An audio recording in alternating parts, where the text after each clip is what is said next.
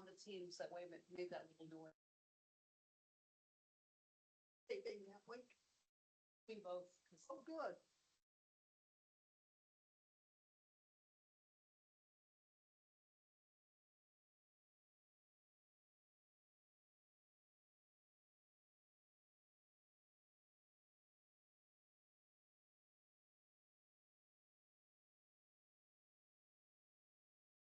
I liked it.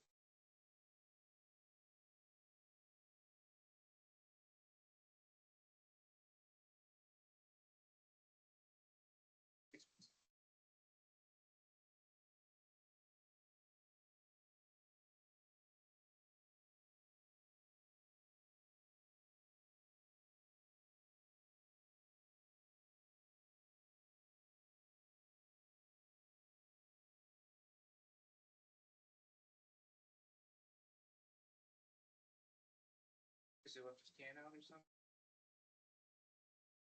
I would say.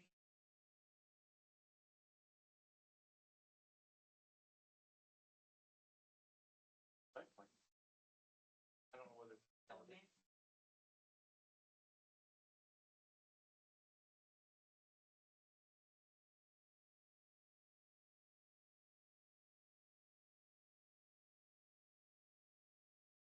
I'm used to.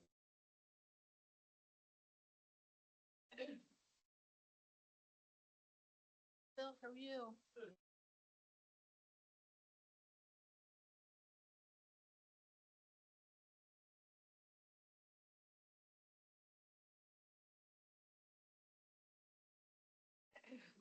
That could be. But I can't. That is the.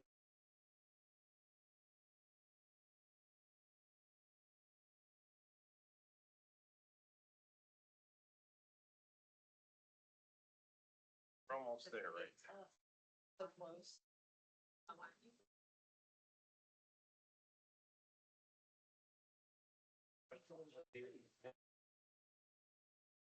Big one.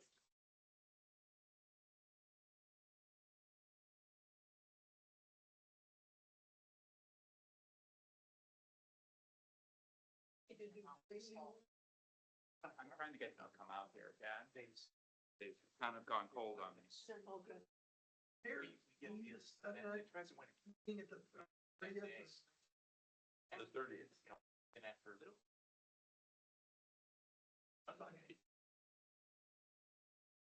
Yeah, it's the 30th. Yeah, yeah.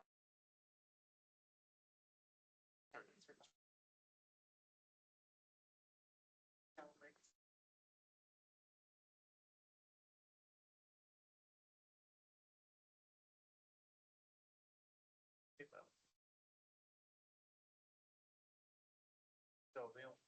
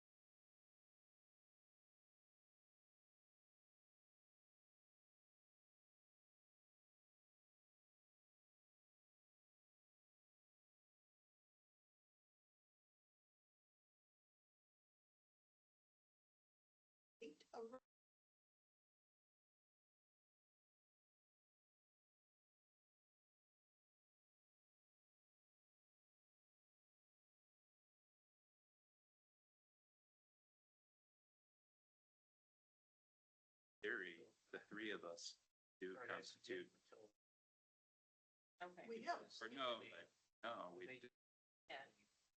Send, no, we don't have service.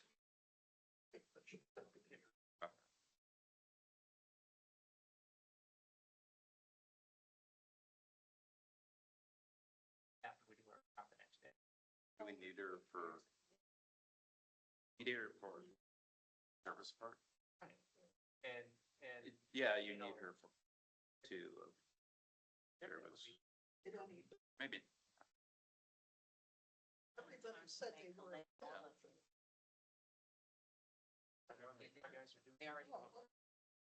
John will be. So it's-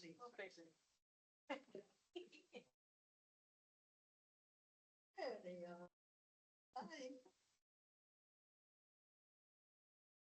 hi.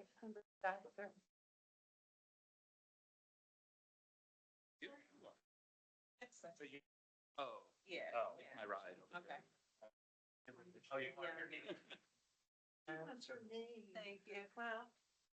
All right. okay, so I'm a-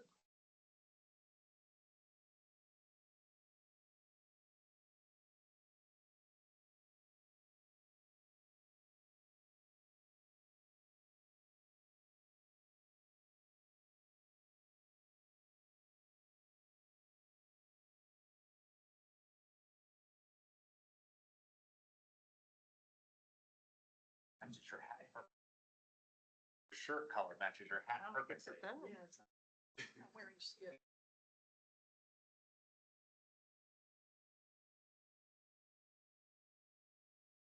The one.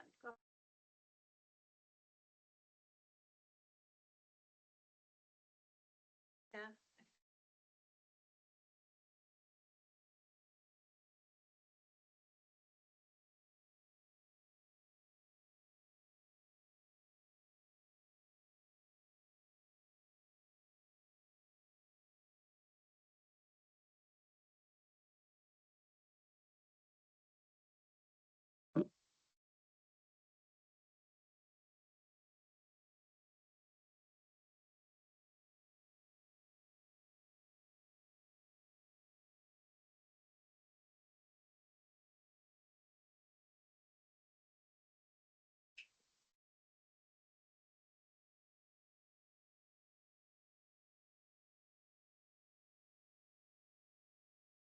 I'm ready. You're speedy. Okay. This is the joint meeting of the Service and Utilities and Building and Housing Committee. And it is, it's April 15th. Today at the meeting, we have committee members, Councilman Brian King, Councilman John Rock, Councilman Chris Cooney, Councilwoman Sherry Sachs, I'm Councilwoman Wayne Weiser.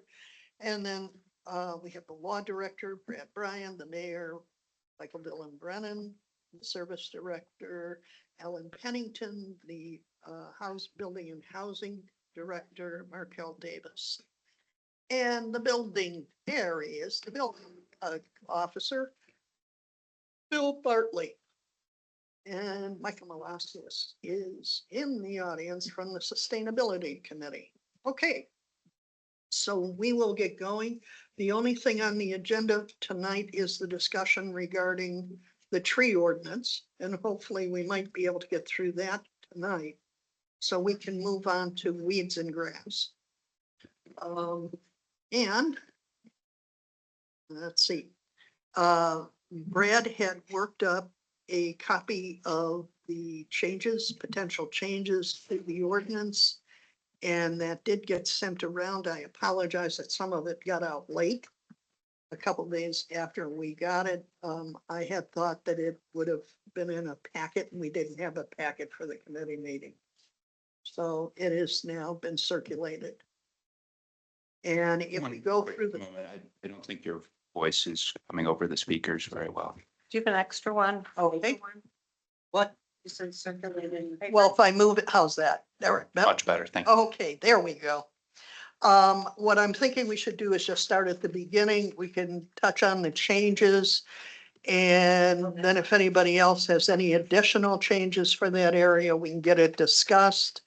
If we agree to some of these potential changes, then we can move on from that and to the next section. The first section was 107201 purpose. There was just a minor change at the start of the sentence, which now reads, for the purpose of growing and maintaining a healthy, well-managed collective tree canopy. That is a suggestion from the law director. Anybody got an issue with that? None? Okay, hearing none. Further on in the paragraph where it read, the city council delegates the authority and duty. The chairs had asked the law director to consider looking at that on a personal level. I have difficulty with the word delegates. The word words have meaning, and this is going into law. So the law director suggested we change that to authorizes the city service director, which in essence we are doing, to manage the selection and care of, and then it continues, public tree, hedges, shrubbery, and other vegetation. Any issue? Councilman Cooney, you look like you're thinking about it. No, I think it's an appropriate change. Yeah. Okay. Anybody else? Okay, I would say as long as the administration's okay that we're authorizing the city service director who works for the mayor. If they're okay with that, I'm okay with that. I don't have any objection to this verbiage. It's fine. okay. So we're all good with that. There were no changes in the definitions section, which was 1072.02. All of those remain.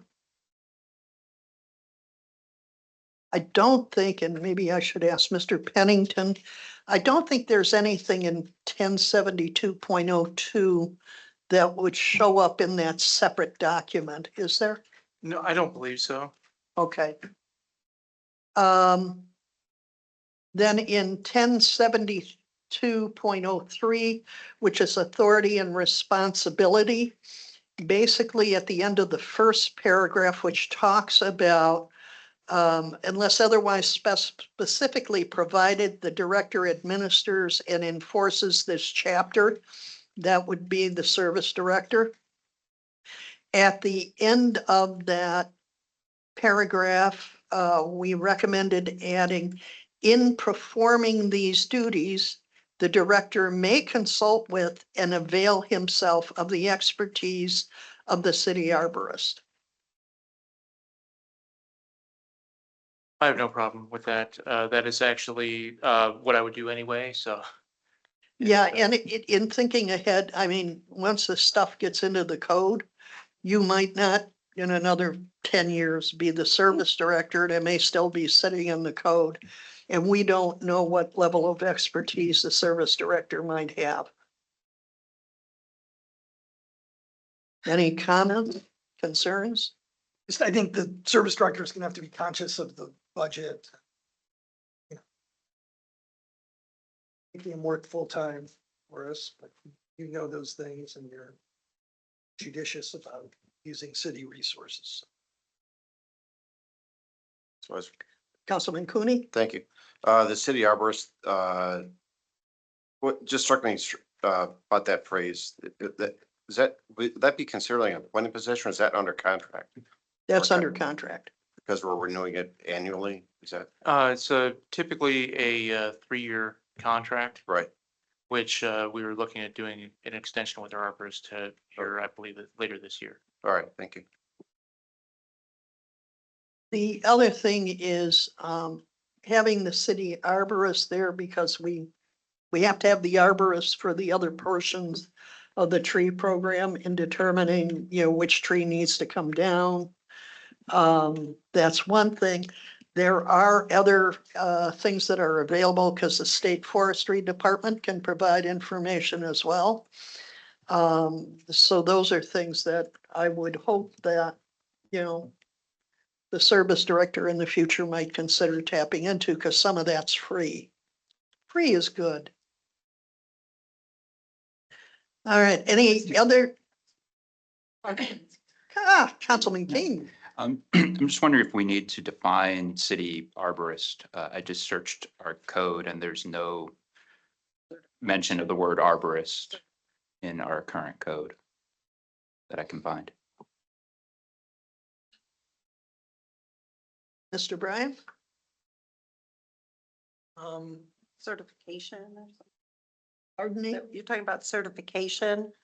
Yeah, there's just no mention of, the word arborist does not appear in the codified ordinances of the city. Yeah, it's not an official position. We're contracting it. So I'm just trying to think. So it's like a professional contract? So Yes. these Okay. are, these are some of their certifications, if that's, Well, that's, you know, what we want to, somebody who has a certain level of certification, if that's what we're looking for. so is that something that we would, We could add a definition.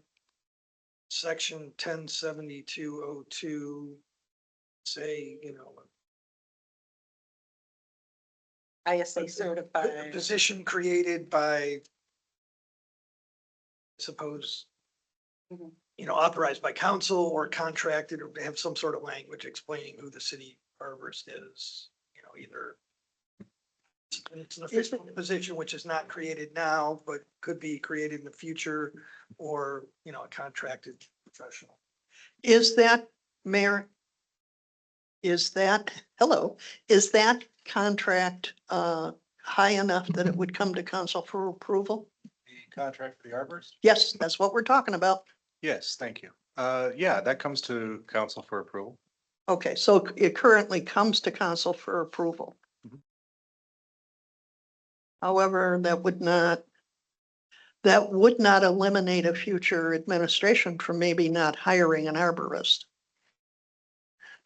Although how would we know what we're doing with trees without one?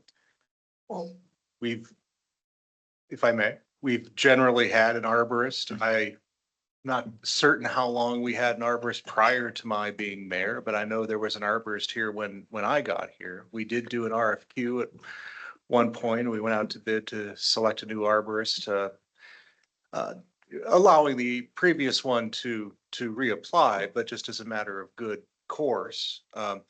You know, we We Have gotta I believe. can answer your question for you. well, if I Go don't ahead. mind, I'd like to Mhm. finish. You know, we've been a Tree City USA for about 48 years now. So it seems that we have consulted with somebody throughout that time. Okay, the previous service director, until early in the Infeld administration was Chris Field, who is an arborist. Very well. So he had been with the city for a number of years. So we actually had an in-house arborist who was a service director. And then after he left is when we started having to hire an arborist. Okay, and how do you become certified to be, is that like a state certification? Sherry is it? ISA, International Society of Arboriculture, Society of Municipal Arborists, Yeah. there's Tree Risk Assessment Qualified, Ohio Department of Agriculture, Commercial Applicator. There's an ArborJet trained applicator. There's different Certificate certifications. within That the reminds field, me of. right? Their I'm a definition, Registered dietitian, and people like to say they're a nutritionist, but they're not certified or licensed or registered. And it reminds me of the same thing. There's definitely a level that needs to be met, standard. All right, so would everyone want me to add a definition of city arborist in the definition section, the 0.02 section? I would say either you add a definition or you could just keep it vague and say avail himself of the expertise of a certified arborist. It would be most practical to use the city arborist since we have a contract, but keep it That's a good vague. idea to change city to certified. Yeah.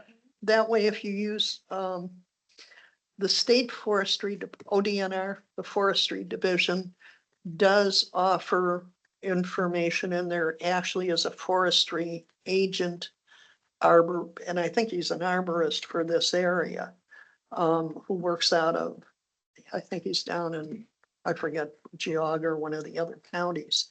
But I'm sure that we could come up, but changing that to certified, that would open it up and that way, if for some reason we haven't hired an arborist, the service director could bring it to the mayor's attention that they needed a certified arborist and we could actually generate the contract through there. That's a good suggestion. Thank you.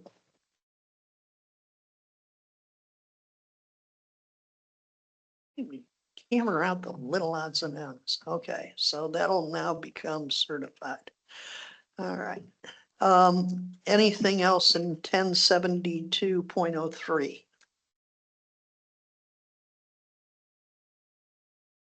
Letter D here.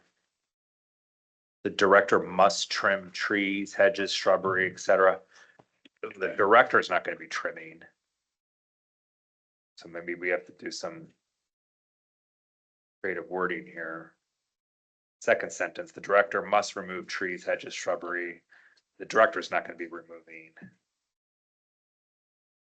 Or is that common language? Every now and then, right? Get out there, Ellen. Trim Well, those shrubs. My father was a tree trimmer. Yeah, that same language is in C. The director must Yeah. keep all trees, hedges. Like, must Can you say ensure? ensure, right, that's what I was Ensure, gonna say. Ensure, I'll yeah. reword it. Thank you. Okay, so we're gonna ensure instead of having him actually, oh yeah, what else do you want him to do? Good catch. Thank you, John. Yeah, so it'd be like the director shall ensure that trees, hedges, shrubbery and other vegetation, public property are trimmed. And that gives him the To ability, protect or the her. Him, her, Uh-huh. the ability to, if they have enough staffing to be able to use internal in-house, if not enough staffing to be able to go to the administration and request if something's needed from outside. Yeah, you can say the director must ensure all trees in C, and then, and D, say the director must ensure trimming trees, trimming of trees, hedges. And the Shrubbery. director must ensure removal of trees, hedges, shrubbery, or other vegetation.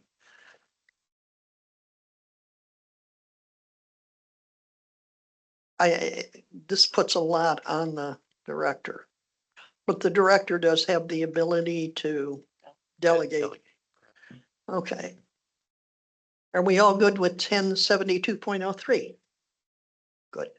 1072.04, we had, this is tree species selection and planting specifications.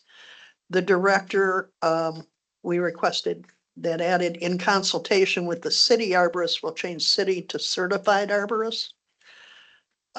Shall adopt. And then it's criteria for tree species selection for planting and planting specifications and standards of practice. I would think we would want the arborist to be involved with that. Because the arborist has the technical knowledge on tree species and also standards of practice. Otherwise, we're assuming that anybody who gets appointed as director has those has that type of credentialing. In which case then we have to go back and look at what and I think outside of Vild, he was probably the only service director with the credentials. Everybody else has not had them. That is not a negative for what the service director should be doing. So.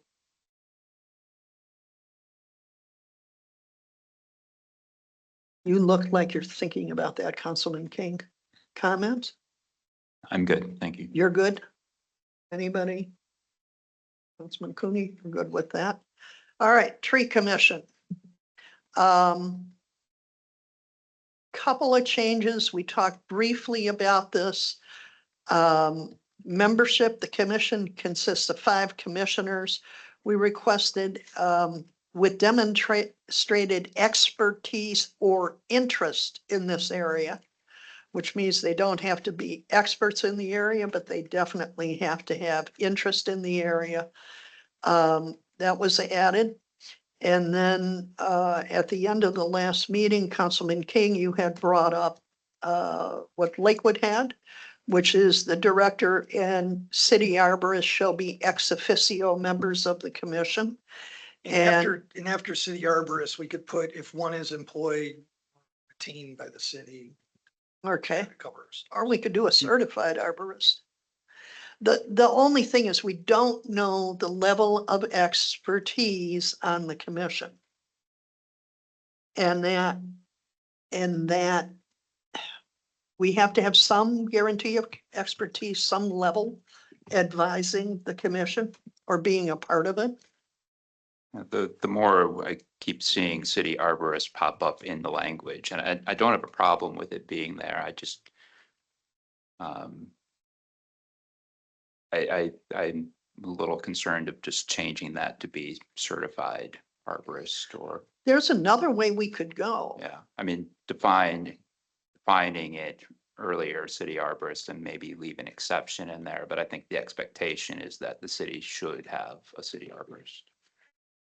Are we moving, my question would be, are we moving to a point where the city actually needs to have something in the codes that says the city should have an arborist? In other words, a physical position that is filled by contract and appointed by the mayor with the approval of council. So again, we weren't taking anything away from the mayor, but actually have the formal position in there. Well, to Mr. King's point, we have a definition section and we do define director, meaning the service director of the city. So, we could create a definition of city arborist to encompass the different versions this may take, including a situation where we would hire Chris Will type in the future where the service director may also be an arborist, and maybe that's taken care of in the definition section. And formalizing the idea that we ought to have somebody who is well-versed and certified as a city arborist. This is something that we could add here, and, perhaps the definition section is the way to go. Yeah, I think it's worthwhile to do that. I mean, we're going to all this extent to define all these other things, and then we're referring back to city arborist. Right, and we can just leave the flexibility. It could be full-time, it could be part-time, it could be contracted. Right. I mean, as of now, it's a Well, if we're contracted to the point position. where we need There's a full-time arborist. No, but I mean. unlikely. you Yeah. just- Yeah. But as of now, we have a arborist who is under contract with us, is under contract with several cities. On one hand, he's a hired hand. On the other hand, he is somebody whose expertise we do rely on. We follow his advice. I don't know that I'm unaware of circumstances under which we don't. Mr. Bryan just added in definition section. Okay. Sure. Are you comfortable with that, Councilman King? Yes, thank you. All right, there were no changes in B, C, D. E, there was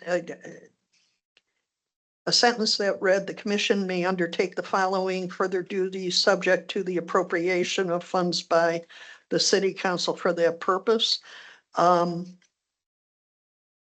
I would think that actually is an administrative action that is put into the budget. So it would be more an allocation of funds for that purpose. And city council doesn't create the budget, as the mayor often notes. All we do is approve it or make changes at that point, but that would be more appropriate.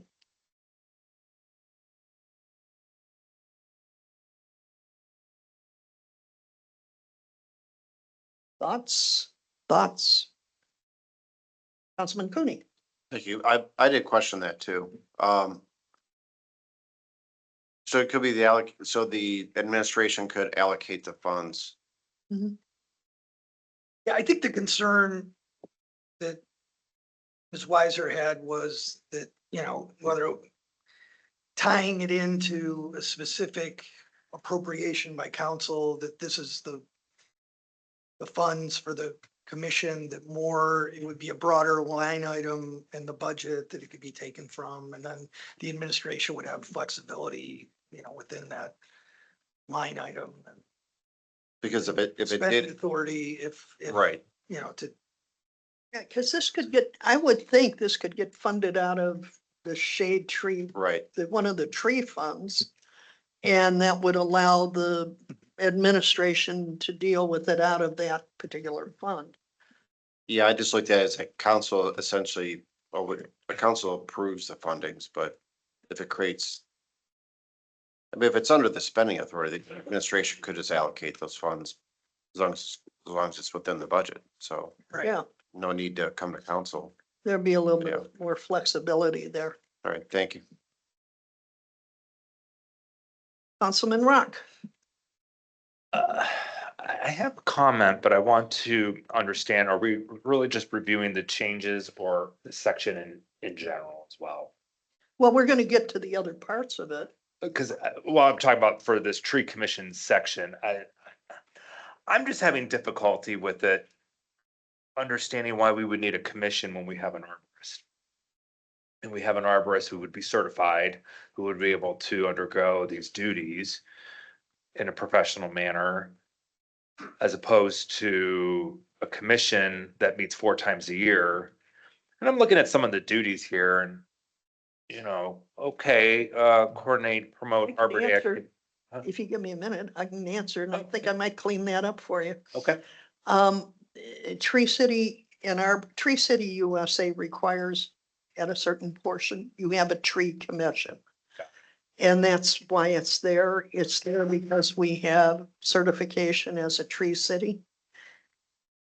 And it's linked to the certification and also to the Arbor Days stuff too. This is common in most cities now. I started doing a little bit of more extended research on it. This is not unusual. What this tree commission is doing might be considered to be unusual. But having a tree commission is not unusual. It's used to help develop a volunteer base to work with trees, to become more involved with that. They're actually, the Ohio Forestry Division has a actual training program for tree commission members. It runs, I think I've been going back and forth with the forester for our area. It runs about, they do classes and there's 4 years of classes. And it runs between $200 and $250. And you're ending up driving to Columbus for the class, but it has become such a integral part of the idea of developing tree canopy, getting more citizens involved, that they actually have begun to train commission members. So they have more expertise. And looking at and I'll send it around, the booklet in the 4-year program. I mean, they get into financing, learning, which trees fit where in urban areas. It's quite extensive. Now, whether we'd have a volunteer on this tree commission that actually would want to go through that, I don't know. But I think that at least having the commission is, for me, is important. And also it's important for certification as a tree city. so I can appreciate that for the certification, become tree city. I get that. I think as we go through some of these duties, then unless it's required for that certification, I don't know. It's pretty open. It's open, And you okay. notice a lot of these were I see crossed that, out, yeah, and I am good with that. But there's a couple things like, even the new number 6, hear and review residents' concerns related to this chapter. Could we I mean, could we go through Yeah. this and then We- talk, we and when we get look there, through we it can pretty- get into it? Is that, That's fine. would you be willing to do that, Councilman Ron? Yeah. Okay, thank you. All right, let's go back to the membership. If we're okay with having a commission, let's go back to the membership and resolve that. So currently it's 5 commissioners, and we added with demonstrated expertise or interest. So that gives a base criteria that the mayor would have to consider before appointing.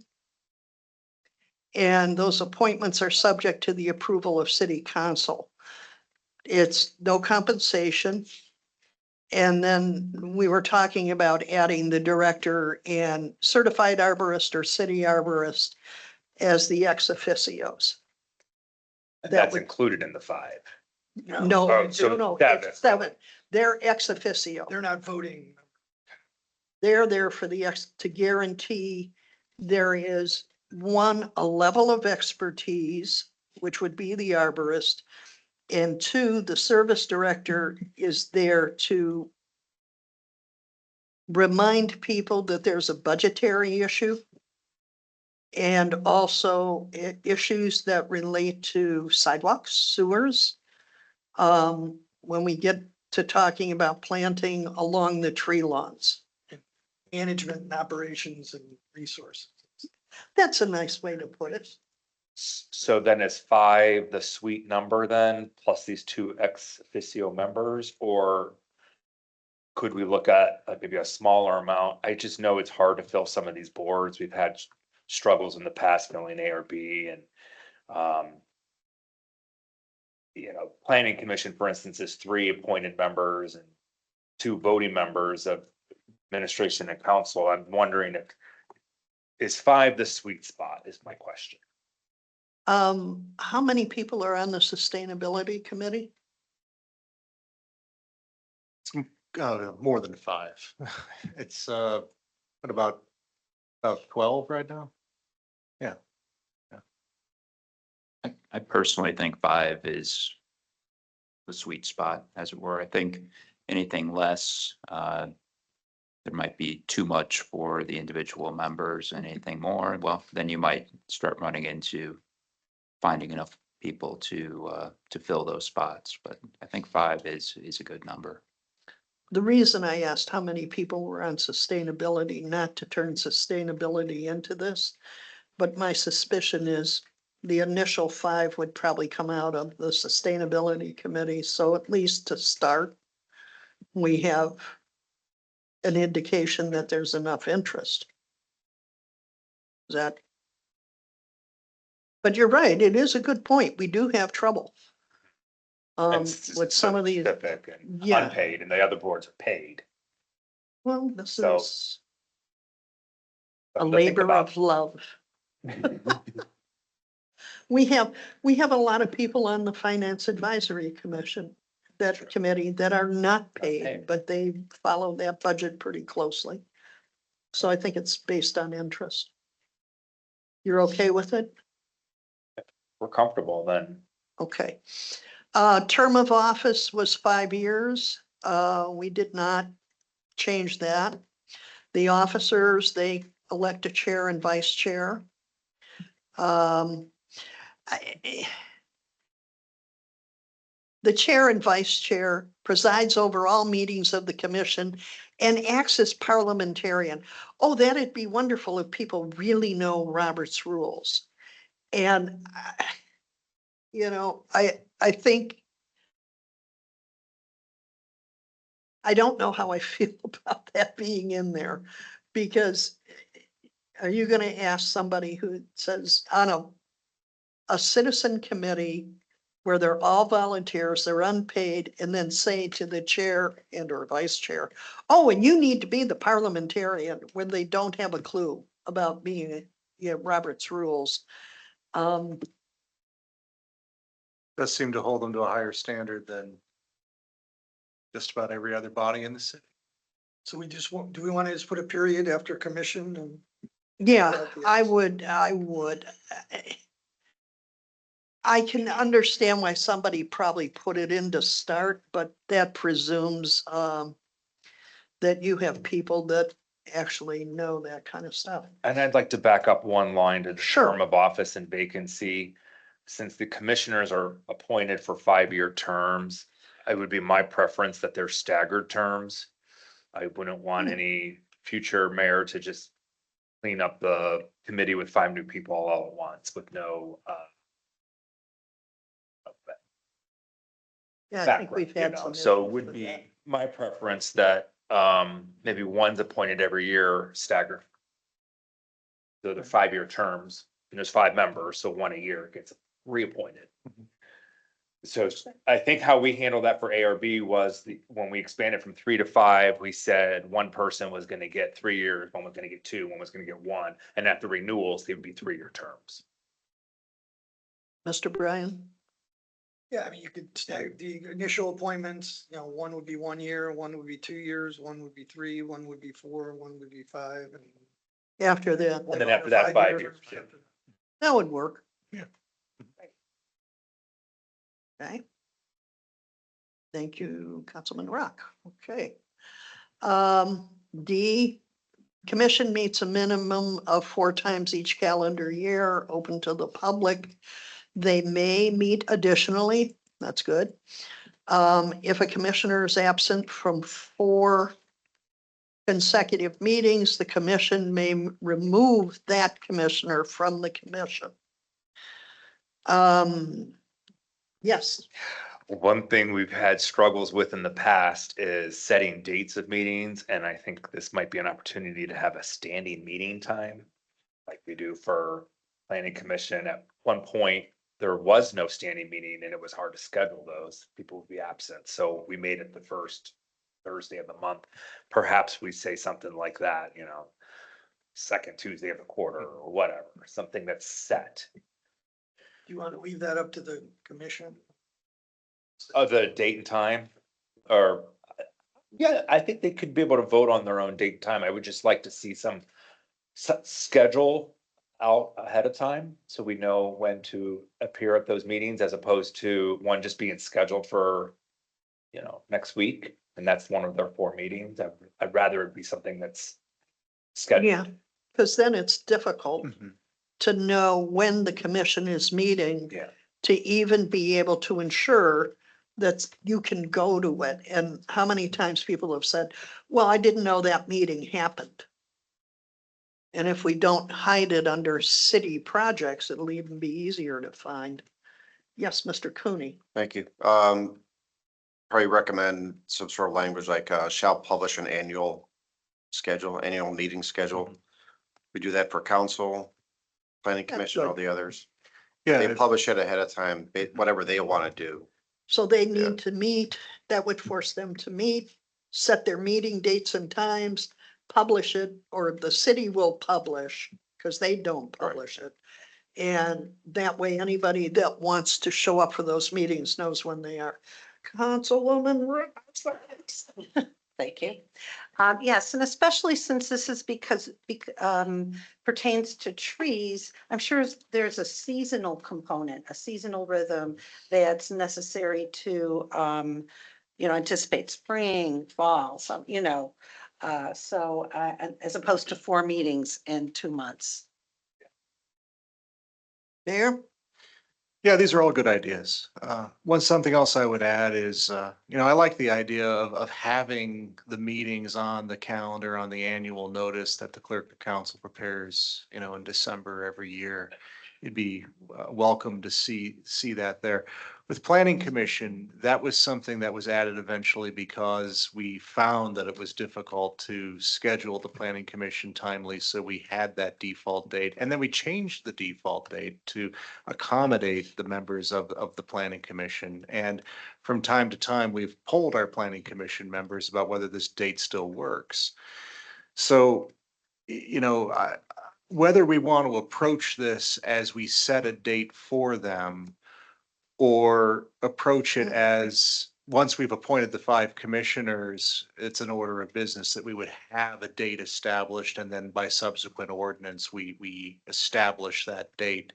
I like the idea of establishing a date, but I would prefer to do it with the input of the commissioners that are ultimately appointed. I wouldn't even think of putting it on that schedule or doing it by ordinance.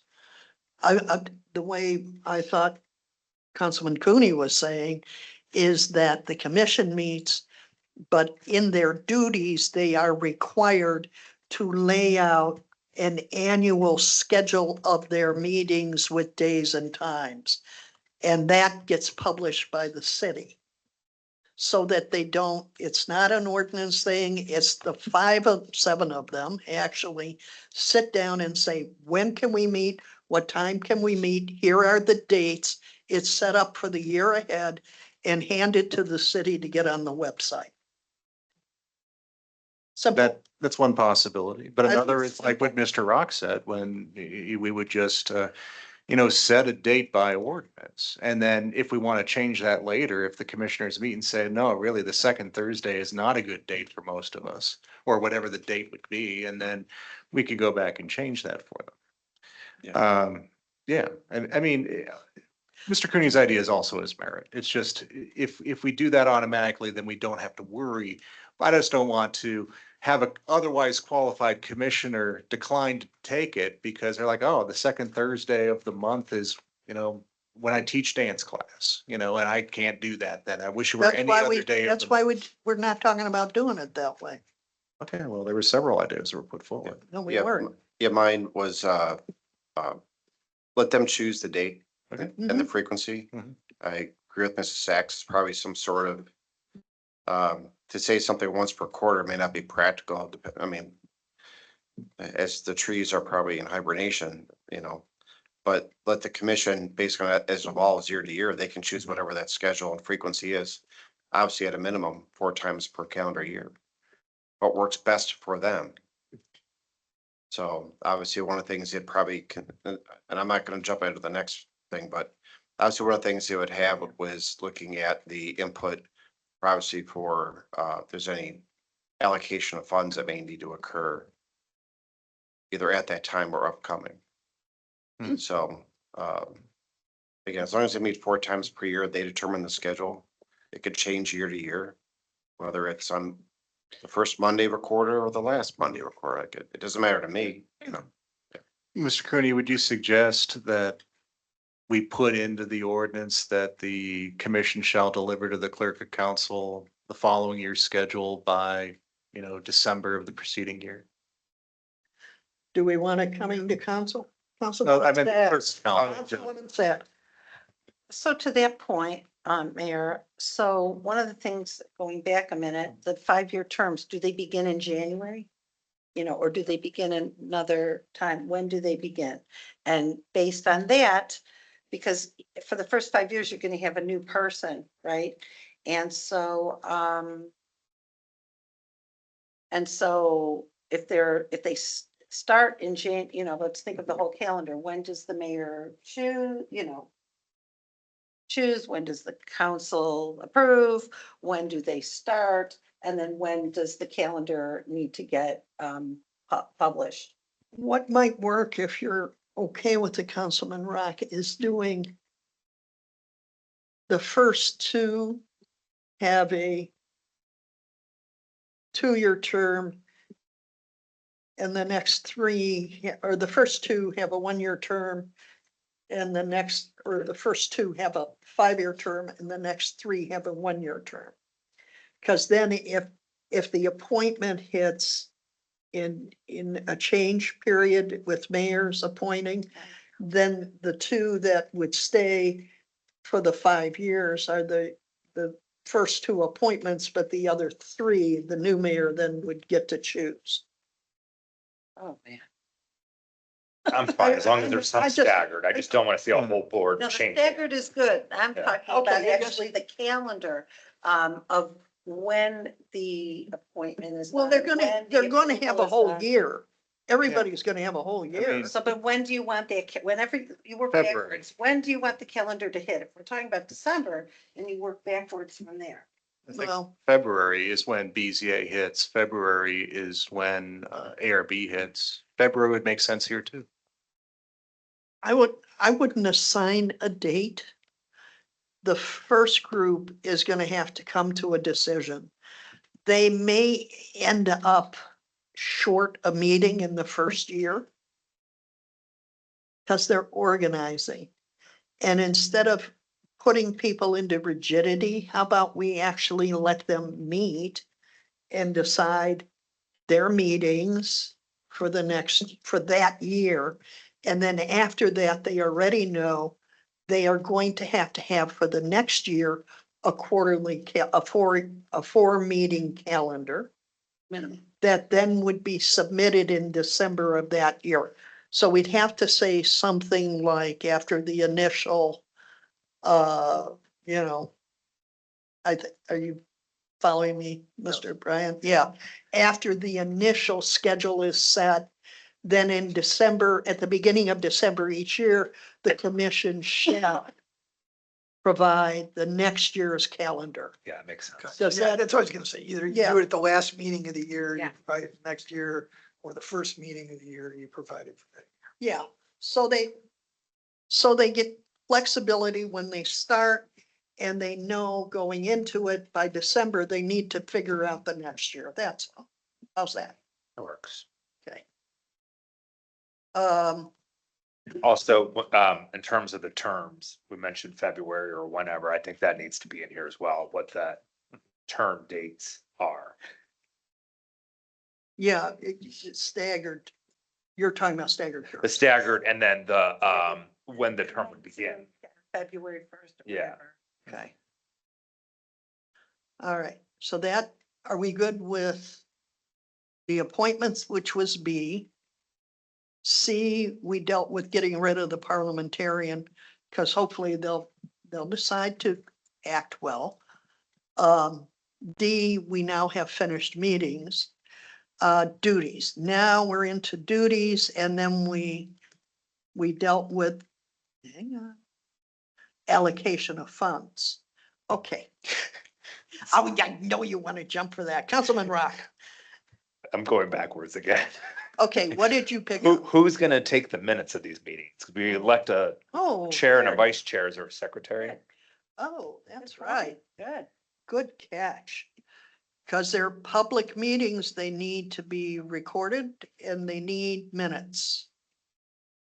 They are subject to sunshine laws.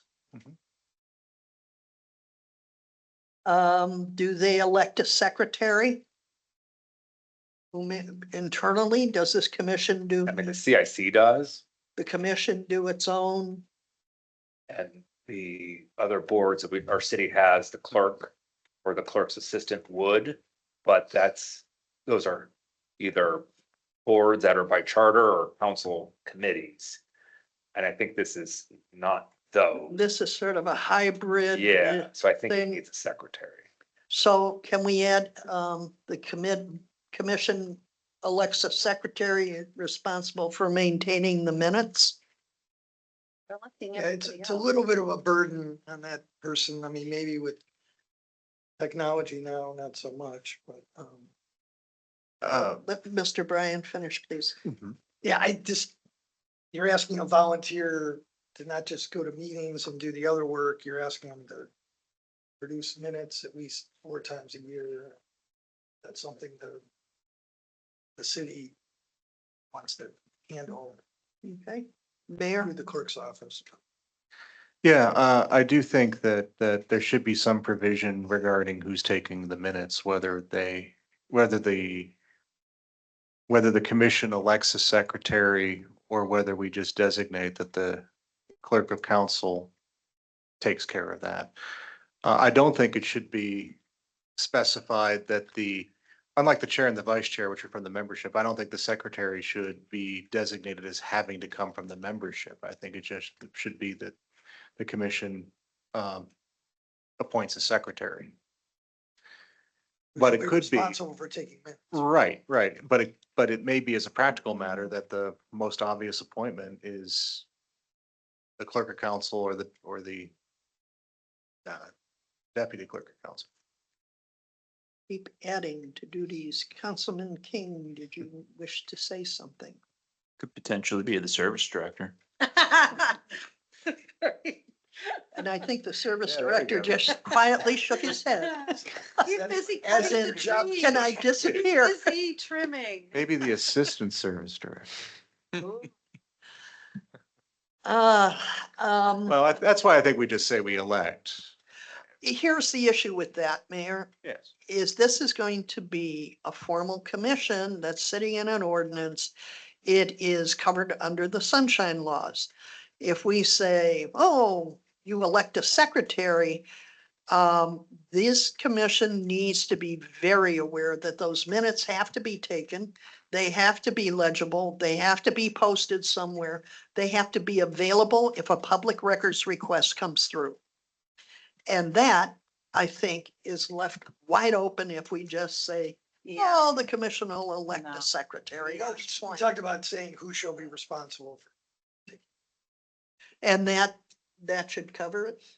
wow, I think we've got to deal with it. yeah.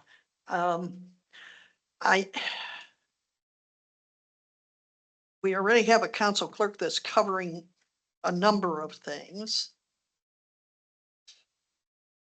So I can't see us adding to the council clerk. That's something council's gonna have to talk about.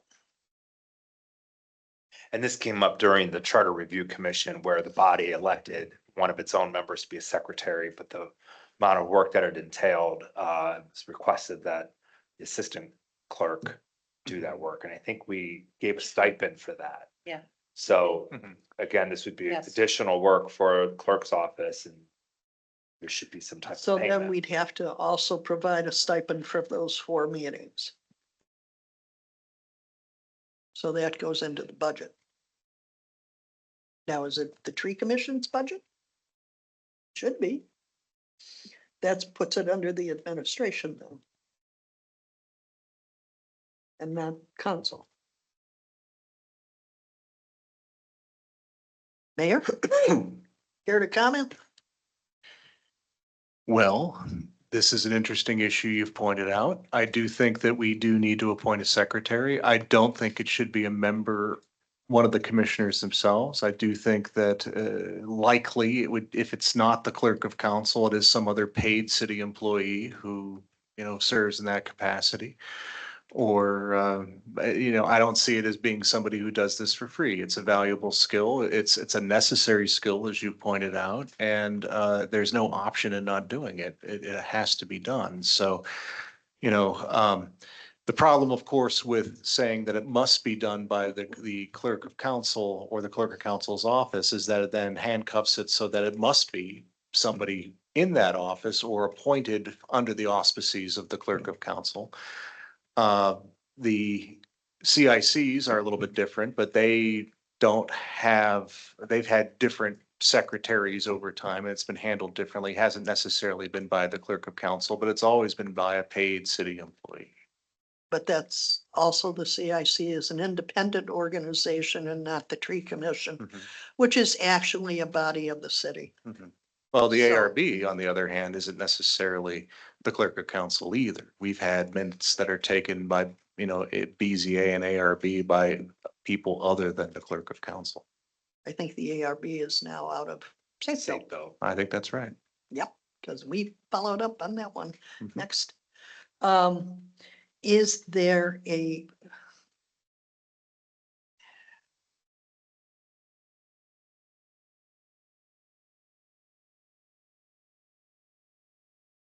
I have an issue with that. I leaving it open. Because then we have no idea who's taking the minutes. We have no idea that the minutes are being taken. Who picks that? Councilwoman Sachs. It's serious enough that, and we're taking this very seriously. That it should be I believe it should be designated. It's very focused. It's not like an agenda that could be all over the place, which could be at any of these meetings. And I think that stipend is reasonable. We'll get to the budget of this commission. And Or let's, put it under, You want to say a city employee should be designated? They're obviously somebody that's employed by the city, they're getting paid, and so the administration would designate that person? I think, right. I think I'm the just trying to commission would understand. have to figure out who that is in consultation with. Is the there administration. capacity? yeah, because the tree commission mean- is not gonna know. I don't know. You're asking. Among the city employees is, able to take minutes. That Like has that to come through from the us? administration. And I struggle with that So because we're gonna It end will up be back in the somebody clerk's like- office. If you know, it could be somebody from the clerk's office, it could be somebody, it's an administrative employee.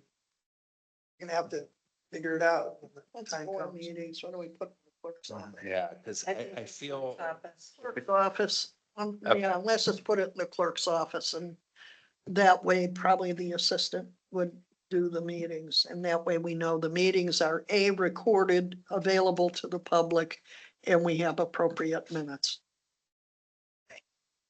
That was,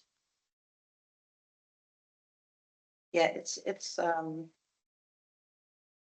pretty critical. Thank you.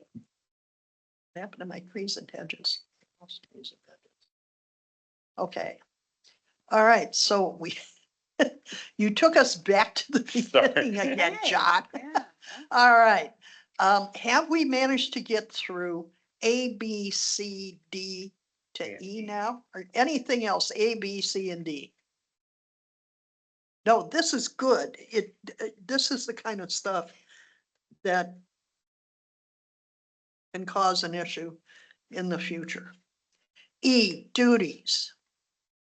All we changed there was subject to the allocation of funds for that purpose in terms of they can undertake it subject to the money being there to do any of this. Number one, we left perfectly okay, coordinate and promote Arbor Day activities and celebrations. 2 was assist with the city's annual application to renew its Tree City USA designation by the Arbor Day Foundation. 3, develop a public outreach and education strategy and urban forestry volunteer program promoting the growth and conservation of the city's collective tree canopy. 4, Question, yeah, the city's collective tree canopy, is that both public and private? yeah, that's probably what it would be. Or are you saying this should I stay with just the know we've public? had prior conversations and I don't know if we have any clarity on this. It's whether we were going to enforce on private property. And I guess when we get to that point, we could talk about it, but as it relates to collective tree canopy, I think that's something, depending on where we go with that, we have to put a pin in it. And whatever the outcome is gonna affect this wording. Yeah, I think this section, it's just, it's public outreach, it's education. It's this volunteer program, it's not forcing anyone to do anything. It's just. Councilwoman Sachs. Thank you, thank you. Mr. Bryan, so I guess I'm looking for a definition of the word collective. And I think how I read it and interpreted until you said that now, is that the Arbor Day activity is regarding all of our tree canopy, and the education and the resource is about all, private and public. Because people would want to know, it's not just for the city to know what can go on the tree lawns, but also the residents to know what can go on their private property and how to promote good, tree Trio. canopy, et cetera. So as long as collective isn't invasive or, I don't know, trespassing, that's fine. As long as it's like, if its intention is for education, resource, and promotion. I think number 3, that's what it does. For collective, public and private, it's not forcing anyone to do anything. It's just- Okay, you okay with it, Councilman Rick? Councilman Cooney? Yeah, thank you. The tree canopy and the tree canopy assessment are defined in, towards the beginning of the ordinance, 107202, RNS. So, Collective. yes, includes, tree canopy assessment means a citywide assessment of the existing and potential collective tree canopy. You know, this is, you know, if they're looking at the citywide as a whole, it would include private and public. No, I understand that. I just wanted to make sure it didn't mean like trespassing or, Pardon? something. Collective means like group, means, Mhm. you know, it doesn't mean invasive, I guess is maybe what you're referring to. Yeah, but here, all that the commission is doing is public outreach and education. Yes. They're not That's doing fine. anything further beyond that. And all they're doing is promoting growth and conservation. Does that help? Councilman Cooney, I'm comfortable with it. you're yeah. comfortable? Yeah. Okay, That was just for reference. okay. No. Number 4, was assist with developing a funding plan and solicit grants or contributions to the Shade Tree Maintenance Fund. This is a citizen group. And Bit too prescriptive. pardon? It's a bit too prescriptive too. Uh-huh. Yeah, because we're a public entity, how money comes in, how you actually have to account for it, that can get a little dicey. I know at one time, back when City Beautiful was City Beautiful, they actually raised money for the initial City Beautiful Homes signs. And there was some issue that they ran into with how they were raising it, and they had to stop because there's no way to fund the city. It was I remember this, but I'm unsure I see. what the exact problem was. We don't have nonprofit status, so that could get difficult, and it probably needs to definitely come out. That means number 5 became 4, and that reads, provide for a comprehensive tree inventory and tree canopy assessment. Yeah, I left it, it seems like a reach to me, but Councilman Rocky. I agree, and I'm wondering if that's something that the arborist could be consulted for. Well, we already have them on as an ex officio. But isn't that part of their basic service? I mean, it's probably not, but I mean, could it be? Yeah, he could probably guide them. That'd keep the commission busy. Trying to come up with that. How do you do the inventory? Are you talking about a public area inventory? Can't go on private property. That's illegal without permission. Mr. Okay, Pennington, if I may on this here, it says the commission may undertake these subject to the allocation of funds. So this is something that we could have them get involved with a tree inventory and canopy assessment.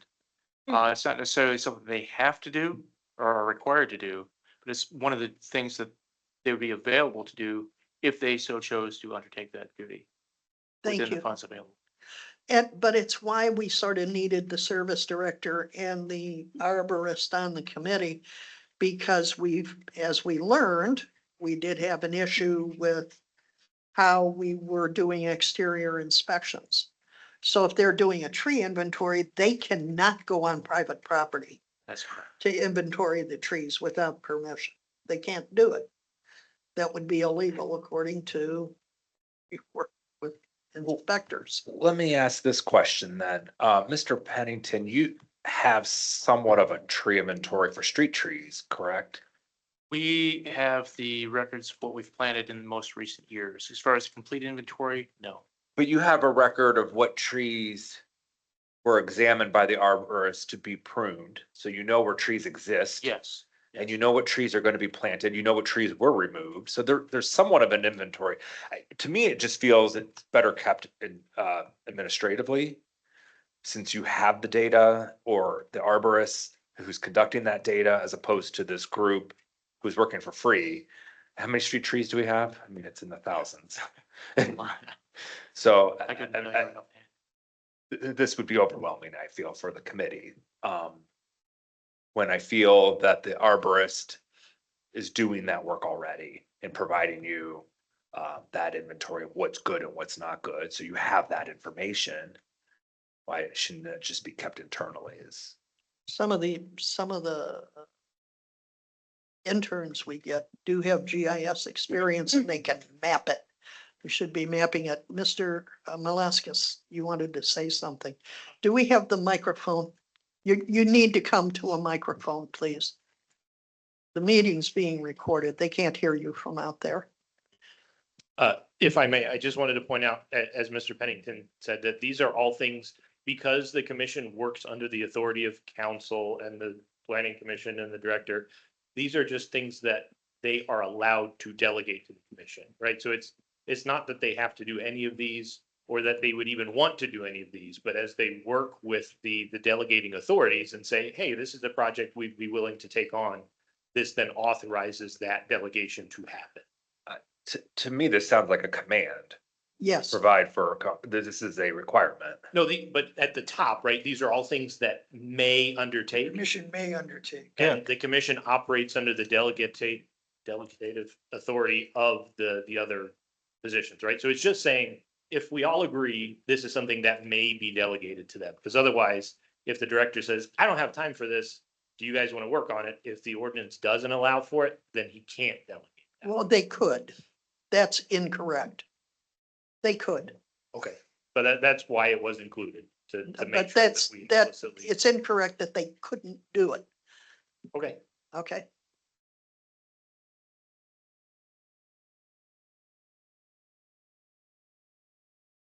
Yes. Yes, thank you. Yeah. Yeah, again, the duties, the commission acts in an advisory capacity. So all the duties are advisory and it's all stated in the permissive. These are not exclusive responsibilities. These are things that the commission simply may undertake, and then they undertake in an advisory capacity. It does not mean that the arborist position is somehow supplanted, or that the arborist who currently assists the service director with the inventory of tree lawn trees, that somehow goes away. So I think leaving it is fine. If it gives you heartburn and you don't want it in there, taking it out is probably okay too. But it does not relieve the arborist of an assignment that our service director would give them regarding, tree inventory. I look at these things, and if it's in the ordinance, if it says I can develop a comprehensive tree management plan, and I'm on the commission, that's something I might turn around and go, I want to do, see, it says in the ordinance that we can do this. It becomes a part of the commission where it should be optional to the commission. We don't know when anything starts, people are excited and they put time into it. And they think they have lots of time, but if their time runs short, things can crash because they keep looking at, oh, we got to do this, we got to do that. Because they're not going to look at this and go, oh, it's all optional. They're going to look at this and, wow, we should be doing this. And that's part of the problem.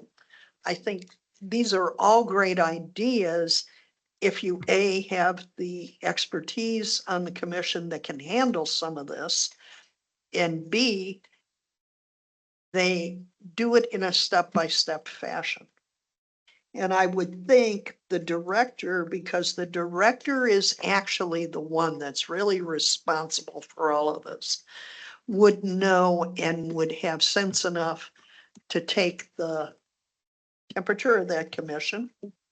And it's also based on who they can find to assist them. Because this isn't just gonna be 5 people doing all this. They're gonna be out looking for people. Hey, you wanna help with this? Here's something we're doing. I mean, if they're coordinating and promoting Arbor Day activities and celebrations, they're doing some planning. And they're finding people who are excited about that portion. And out of that, they're gonna build a base, and out of that base, they're gonna have people who have differing skill levels. And some of this might come to pass, but that's more the director handing it to them than it being identified and you're gonna go do this. So I would say, I don't think we need it. I understand that this is an advisory role, so perhaps if it were to stay, it could just be review the tree inventory. I mean, this is a service we pay for every year from the arborist to review 20% of the city's trees, tree lawn trees. So that inventory exists. So if they want to review it, I'm fine with that, but providing that list, I just think is onerous. Especially when we already pay for it. So out or in, I would just take it out. you're for it out. Mr. Cooney, what are you thinking? I'm thinking, remove provide and insert may review a comprehensive. May is a suggestion, not a requirement, for the commission. I would think that probably if they're trying to promote the tree canopy, they want to go, what is the inventory? And they're gonna review that assessment. It's coming from the arborist, it's coming from the city director. And it's not a requirement, but it's something to kind of nudge them in that direction to review. Mrs. Sachs? So what's the objective? If the arborist, we're paying the arborist to do this assessment, we have it. We can always ask the arborist is part of their committee. So what's the objective for them to even have this on their agenda? To review the assessment that the expert provided. You're gonna second guess the expert? Well, And I you don't can know. always talk to the expert in the confines in the, within the regular procedures of every single meeting. It also could be It's interesting. giving some free help to paid expert. Save some money. Certain things they can do, but I don't know. That they wouldn't be allowed to do otherwise? No, they would. Right, so it's extraneous is what it sounds like now that we're having this discussion. It hadn't occurred to me before. Well, They're always free to It's- talk about that. we have further down in what would be the new 5, provide reviews and recommendations regarding the city's tree ordinances, tree inventory, tree canopy assessment, tree management plan, policy plans and programs. Oh, you're smiling, Councilman. I see this and I'm sort of interested, not in expanding it, but every year we get the tree pruning inventory or the spreadsheet, and they're gonna prune these trees. And every year we have the tree removal list. But every year I hear residents say, why was my tree removed? And that kind of dovetails into the next line item as well. But in regard to this one, could they also review the pruning list? And I get that it's performed by a certified arborist, but what I hear from residents is, I don't understand why my tree was removed. Or I don't understand why these many branches were removed. And if there was somebody they can talk to, which again, dovetails into the next line item, can this body be that? I. They have that role of review. Councilman King. I think it kind of goes to the heart of the commission, honestly. I mean, we've talked about having a city arborist and their professional expertise. But the tree commission are our residents who have the care for our community and live here and can have, better understand the history of trees. And have that back and forth conversation between the arborist with the expertise versus, if there's a tree that the arborist says, take it down, it's tilting. But that tree is particularly beloved. Maybe there's something that could be done to save that tree. So I think it's implicit with, provide reviews, recommendations regarding city tree ordinances, tree inventory, tree canopy, tree management plan, policies, plans, programs. I think that's covered by what we have here, that would be one of almost a primary activity of looking at the pruning list and planting list. Except for one thing. If we have too much second guessing of the arborist, will the arborist continue to wish to work for University Heights? Just asking the question. If I am, And it's a partnership. if I am a certified arborist who has done the training, shut the door, yeah, and understands the nuances that led me to tag that particular tree for removal, or to say it should be removed, would I want to continue to do that? I just have a concern there.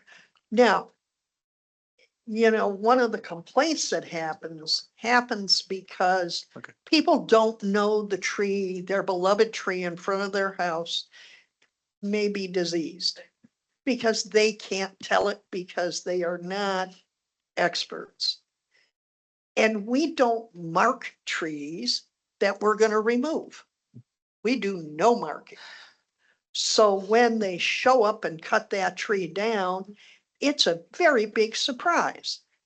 So maybe the corrective action for that, for citizens that really get upset, maybe we need to mark those trees before we cut them down. So they have a chance to call and say, I see you put a big red X on the tree in front of my house and I don't think you should chop it down. And somebody can explain to them if and why it should be taken down.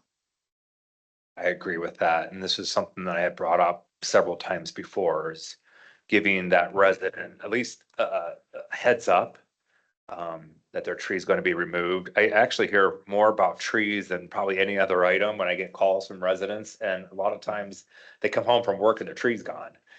And which to me, that would be horrific if I came home and a tree was gone. It would be.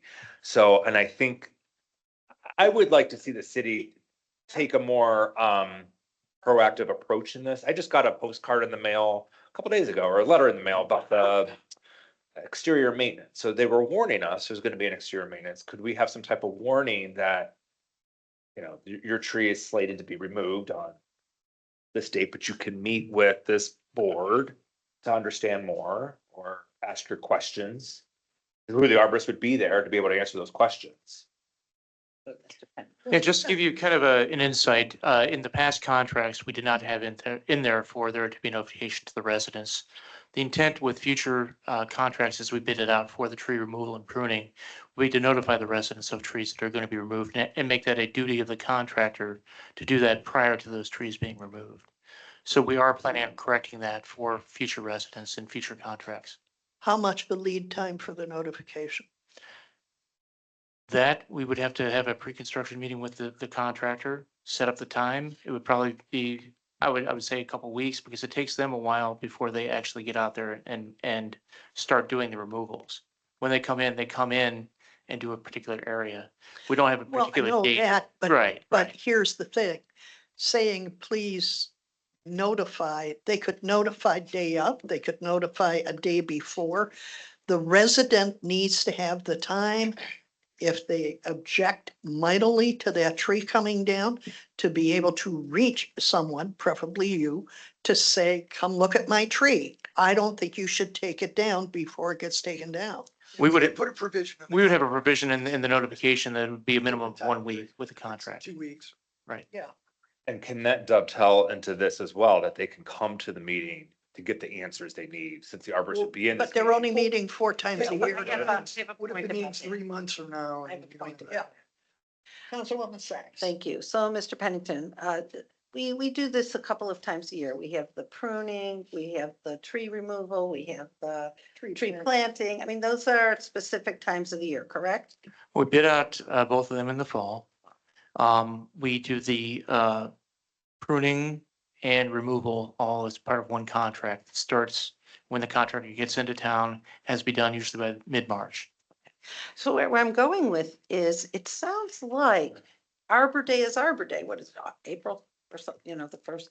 And then the pruning is whatever in the spring. And it sounds like there's almost a set kind of part of the agenda for this commission on a quarterly basis.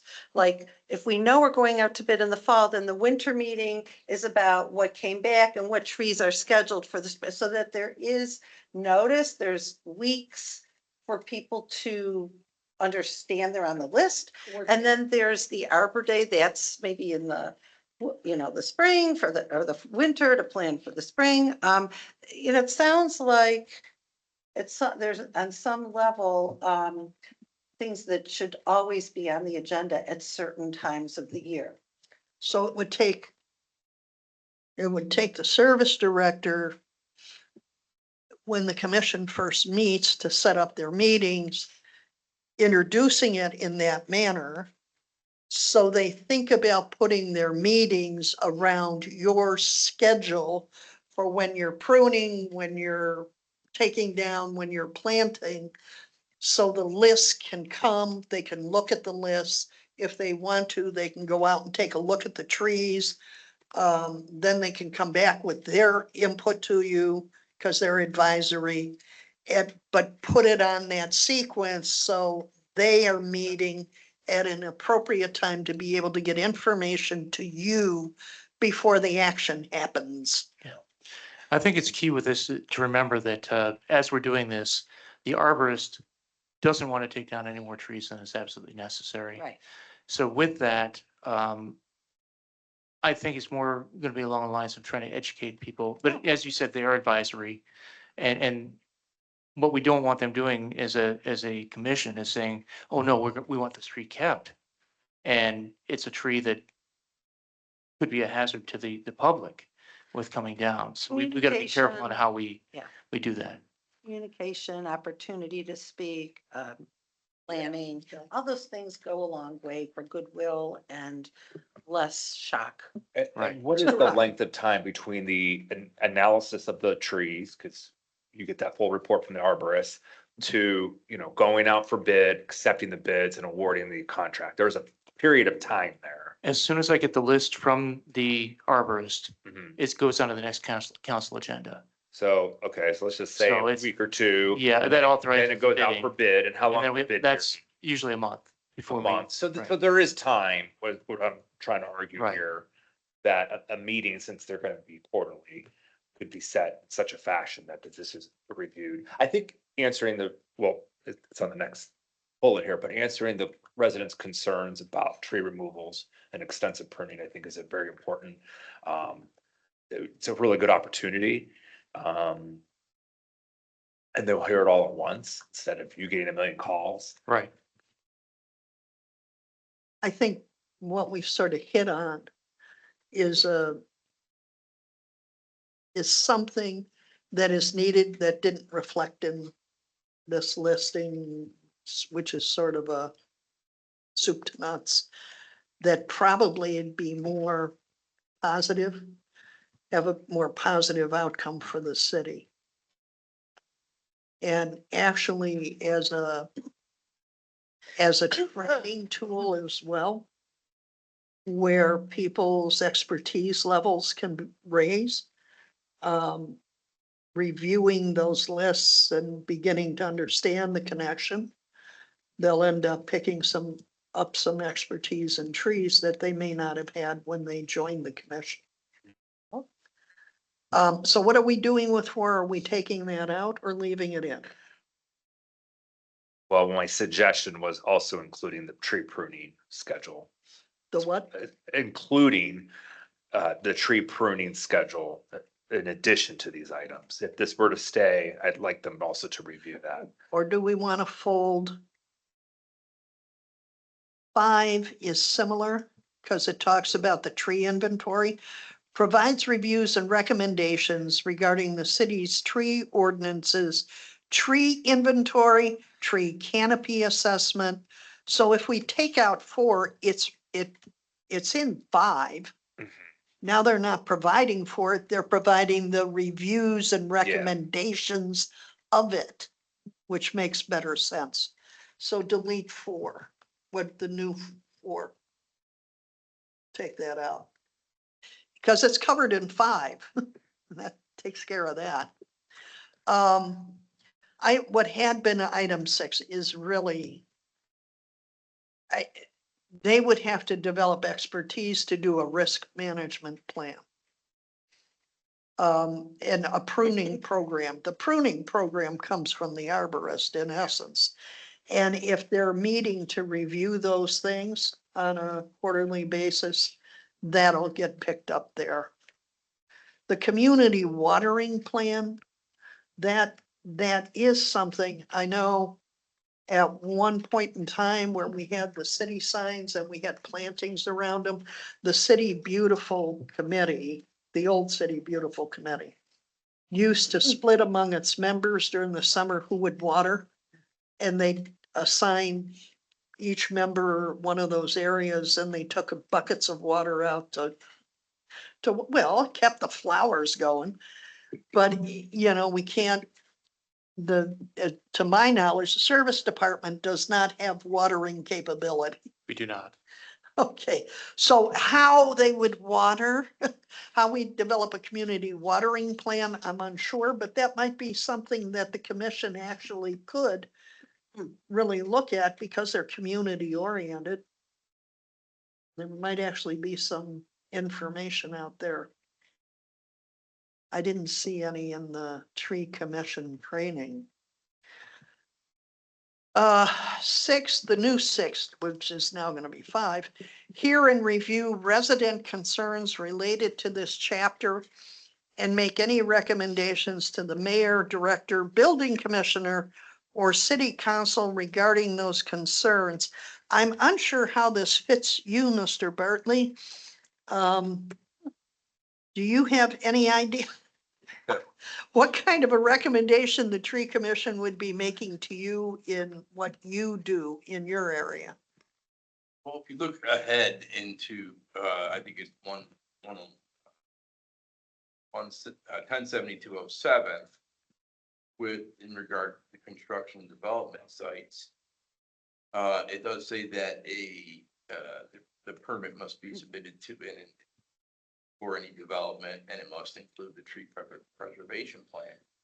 So when that is reviewed, it needs to be reviewed by somebody with the certification to make sure that it's okay. The building department can accept and facilitate the permitting or the review of it, much like a fire department. There are certain aspects of that plan that needs to be reviewed by individuals certified in the fire department. So that'd be the same thing here. When they submit that portion of the plan, it needs to be reviewed by maybe the arborist, or who would review it? Who would say that plan meets the That's a good guidelines? point. Maybe we put a pin in that here in this section until we talk about 07. Yeah. Okay. Additionally, building commissioner is used 24 times throughout the document. What? The term building commissioner appears 24 times in the document. And we don't really have, we have a building, what are you, the chief building officer? My title would say as a building official. I Building was official. hired as the building official here. I act in Yeah. the capacity. We of no longer commissioner, have a building commissioner. Throughout every day. Yeah, we no longer have a building commissioner, so that would have to be changed in the document. Why, I think this was made up after that too, surprising. That's a good catch. So I agree that we could put a pin on the building commissioner portion, but this bullet is probably one of my favorites in that they would be the body that hears and reviews these concerns. There's plenty of them. And I mean, you get a lot of calls, I get a lot of calls, and I'm not an expert in trees. I can share their frustration. But having a venue to go to discuss these certain things, I think makes sense. They'll just love it. Sometimes people are very passionate. Yeah. Huh? Any other comments on here and review? Okay. Submit periodic reports of the commission's activity to the mayor and city council. Oh yeah, we need that. 10 actually duplicates what the director's supposed to be doing. Cause, 10, hang on, I found it here. 10, it's 1072.05 E10. I to double I is actually the director duty that is listed there. So it should not be a commission duty. That's in 1072.05 E10. So that's the director that does that. So I'm not quite sure why it ended up in this section, but it did. 3, rules consistent with this chapter, providing guidelines for the administration of this chapter. I'm like unsure what that means. I mean, I don't know. marked it to come out because it didn't make any sense. Weiser's request was, I mean, these are things. Yeah, I that asked the to take that it the out. Directors is doing and should be doing, and it's really, Yeah. I don't know what we want, So even it's the commission to inconsistent. make recommendations on these issues. Yeah, it's inconsistent because the director already has been listed to create all of this and do all of this. And now they're gonna turn and recommend to the director, what you're already told to go do. If I may on that, ultimately, they would be trying to make recommendations to me. However, those are recommendations. I, as a director, have the ultimate say on that and would take their advisement. However, as the person would be administering the programs, would be handling those duties. And I think there's enough authority in the rest of it to make recommendations, like in the new section 5. It's you're sort of covering this. Yeah, Make a I just, recommendation, I have difficulty taken or. having them recommend to the director what the director is instructed to actually come up with. I mean, they could comment if the director wants to come to them and say, what do you think He's on about the it? Commission. Yeah. Huh? He comes to the meetings. Yeah, he's at the meetings, but it's inconsistent to me. I don't see any reason to retain it.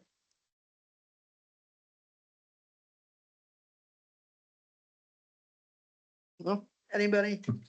Nobody's jumping up and down. Okay, the next one was 11. It became 8, now probably 7 or 6. The maintenance of reference materials for the planting and care of trees, hedges, shrubbery, and other vegetation for use by the city and its residents. It's that's where grammar. Yeah, thing to make it grammar consistent point, with yeah. the- And then 12 was locate and identify, originally grammar, and provide recommendations for the location and identification of heritage trees. Because are they going to be able to actually locate and identify them? And again, if you have a heritage tree and it's on private property, in the backyard, you can't go into the backyard. So there's some issues there. It's just a cleanup, doesn't do much there. 1072 point, okay, yes. Just in terms of heritage trees, that could be part of the resource materials that the commission creates and develops to share with residents so that they're aware and maybe Yeah. they're a little more protective and understand the relevance a little bit better so that they won't be so hasty to make their plans. They can adapt plans around that instead of just plowing through. So just, I think, So It you will want be to add part of something about their- education of the public and it inspection? can go under their resources. Well, I think perhaps, they, But I don't know that it has to even be separate. I Whatever think the committee thinks. up in the top, develop public outreach and education strategy Yeah, Including for the growth and heritage trees. conservation of the city's collective Mhm. tree canopy. We could add the heritage trees there, Heritage tree. because it would be public outreach and education. Would heritage be considered part of the collective? The group? Good, Oh, but should, so it's covered there, thank you. But still. Councilman Cooney, it's there, it's talk about it. collective tree Thank canopy. you. It's a I was heritage struggling tree. with collective. Good, okay. Thank you. Okay, 1072.06 prohibited activities.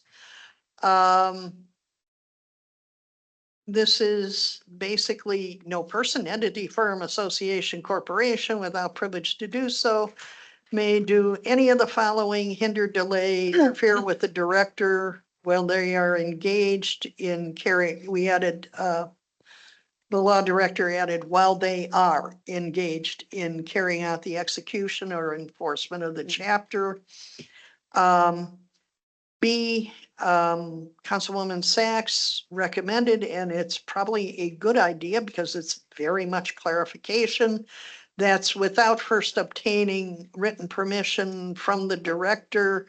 Plant, remove, destroy, cut, prune, fertilize, treat, break, injure, or spray any tree, or attach any rope, wire, chain, sign, or other device.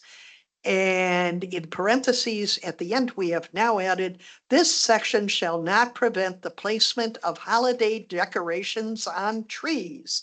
Because in front of City Hall on trees, we have lots of lights.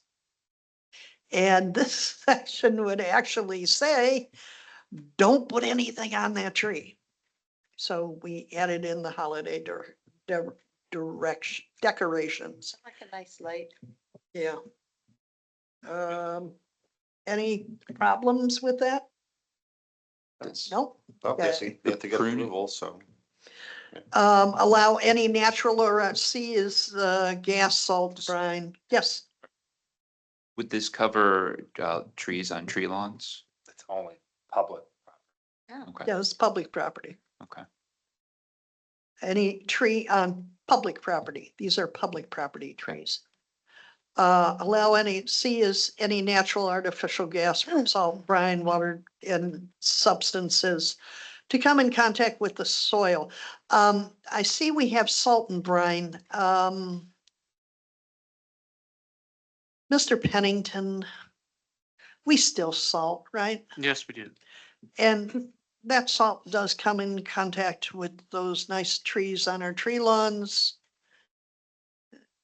Yeah, maybe we should take salt and brine out. Do we use brine at all? We do not. I think what we're trying to do here is keep residents from maybe placing brine or something like that on a tree lawn tree to perhaps kill it.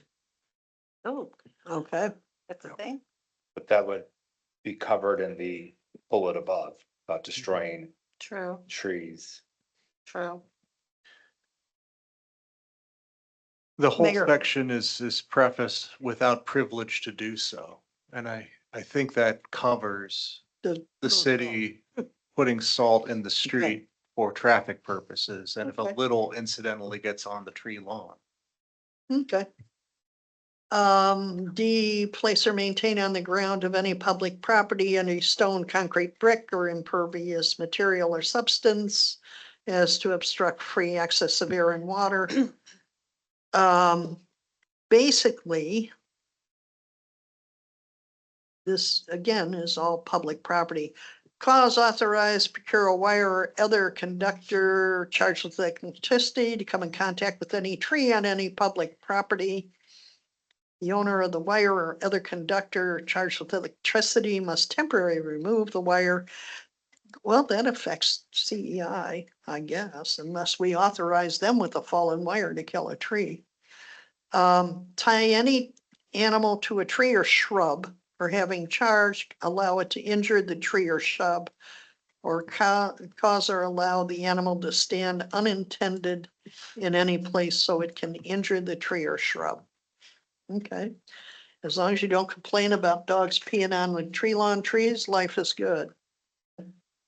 Okay, yes, Thank you. There's one thing I don't see here and I don't know if it's appropriate. I was talking about in general with my family about the trees and, just working on this and, something that's brought to my attention I really never heard of before, but sometimes people will try to destroy stumps with fire and it can cause a root fire, which is very dangerous. It goes under the ground. Do we want to say something about that, that we prohibit stump removal by fire, root fires? That could cause that type of horrible underground situation. I don't know. And that could be on, like to maybe just bring that up here, if anybody's familiar with that. well, I could think, be don't we have devastating. something in the codes about open burning? It's a type of stump removal. Yeah, you drill holes, I think. But typically, this is talking about public right of way. And we are the ones that do the removal of the stumps in the public right of way with our contractors. So that should not and would not be an issue unless someone. This is all public I property. understand. Okay. Okay, Um, Mayor. Yeah, just briefly, I understand your concern and I wonder if there isn't some other place in the code where this might already be covered, or if it's not, then calling it out specifically, whether it's here or somewhere else with regard to the hazard of burning a stump. And I have seen instances of what you're describing. I've seen footage of that too. So yes, it is possible for a dried out root system, if it gets oxygen, to spread a fire that way, and that should be prohibited. We should not be wanting people to set these kinds of fires in city limits, period. So I don't know if that needs to be here or if we just need to make sure that's covered somewhere else already in the code. Yeah, we do have an open burning site, but I don't Right. know if it covers that. Sometimes it's the height matters or. I think we should just make note that we should look into that. So question for Mr. Pennington, maybe maybe not, maybe this is a question for the arborist for just offline. But is that an accepted and prevalent type of stump removal that someone could contract with, just in general? I know I'm going a little bit off topic because it's private property also, That's something typically done by private residences private. for their own use, And- not usually done by a contractor or something like. Oh. Yeah, and I think of our trees. I know in my backyard, we had to remove a tree. Okay, full disclosure, it was dead. And for a couple of years, the roots were drying out and they were so expansive that the ground, we had to level the ground because it Mhm. became dangerous, treacherous to even mow the backyard. So I think of the roots that we have, and you can even see them. they run. But Okay, it's expansive. Thank you. Can we come back? Yeah. Yeah, Okay. because we're running out of Thank you. time here for Yes. the ordinance. Okay, 1072.07, protection of trees on construction and development sites. This was left in and relatively untouched. About the only thing in C2, any required drainage and grading plan, including stormwater management facilities, must be developed not in such a way as, to the extent possible, was in such a way as was replaced with to the extent possible, to avoid the removal of protected sites, trees on a site causing a risk of loss through change in grade or moisture. On a personal level, I have some difficulty with this because this is private property. And although this is private property where development is happening, we are running and we approved a CRA to encourage upgrading of homes. And the upgrading of homes has led to actually demolition and construction of newer, larger homes, which in some cases has taken trees down. Are we talking about development in terms of that? Or are we talking about development on undeveloped sites, which we really don't have that many of in this city? The way it reads is what you just said. It's development of any site. Because it talks about alteration, removal of any building or structure. So to me, this is discussing any type of work that would happen on private property. That's how I read it. Mr. Cooney, Thank you. There would have to be a site plan that would have to be submitted, but I also look, a little bit ahead for the heritage trees. If there's a heritage tree, the removal of designation has come before city council. So if there's a heritage tree in a private property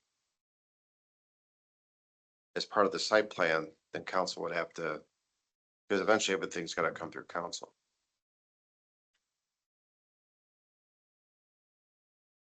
Does one capture the other? Or are you looking to Yeah, I think. define it the more issue is clearly or this doesn't- point towards that Yeah, direction? this doesn't cover just heritage tree, Right. this covers all trees. certain size. Ready first.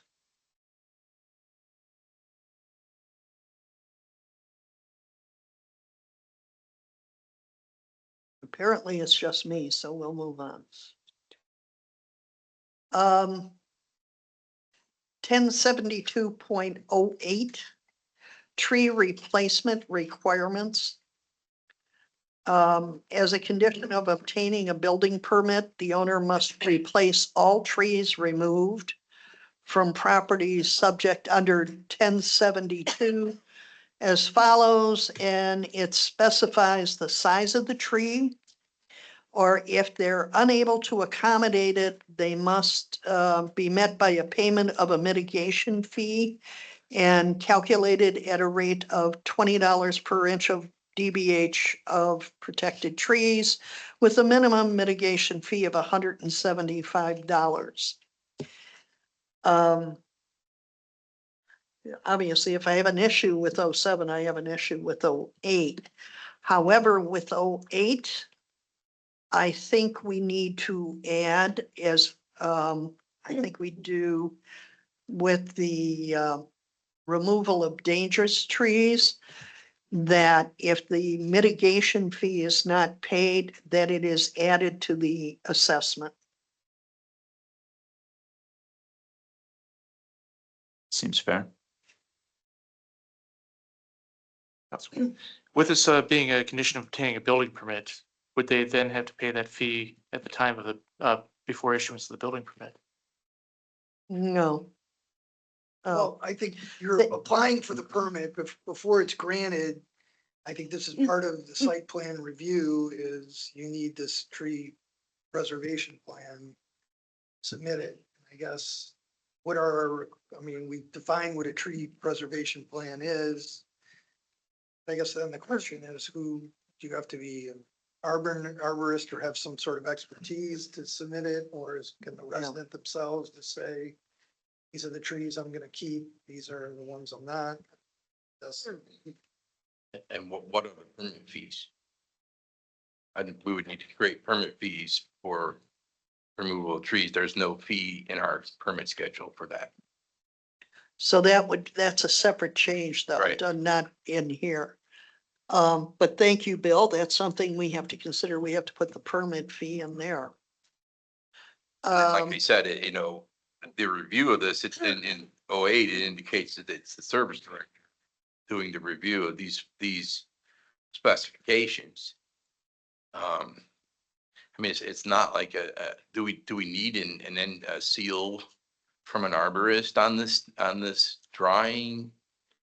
Those are things that you need to right, consider. and those increase the costs too. Right. Because Yeah. we're gonna have to reimburse. them. And then it would be, again, in regards to the site plan, and a developmental, um, application, it's the engineer that looks at the site plan during that time. So would that fall under her purview? Or that person's? Okay. oh, that's true. Mr. Cooney. The engineer would have to be aware of the trees Exactly, and be at the certified time, to say, yeah. at the time of the review. That'd have to be something that's brought to it. Right, it'd have to be on the drawing, and the drawing would need, like I said, it's not like anybody can put that on a drawing. Or can they? It's up to you guys in this case. It's not a state, it's not a state issue, it's a local issue.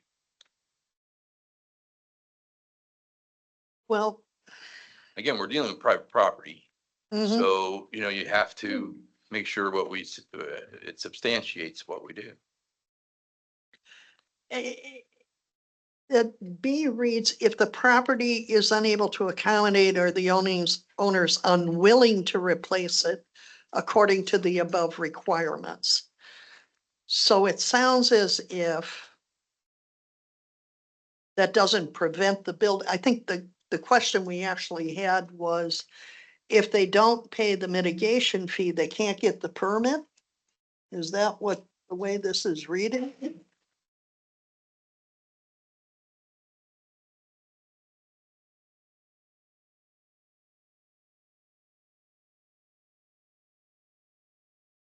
Mr. Bryan? I'm reading. Yep. I don't know that it specifically says that, but I think that would be the intent. I mean, Uh,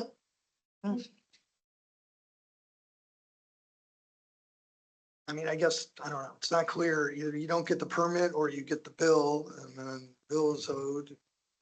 yeah, and if they don't Don't pay pay the it. bill, then we You add have it the to same the remedies, assessment. right, that you do for 0.13.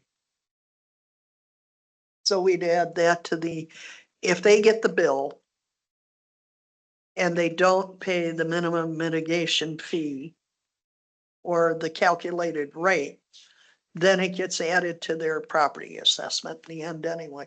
We still collect it. Yes, Mayor.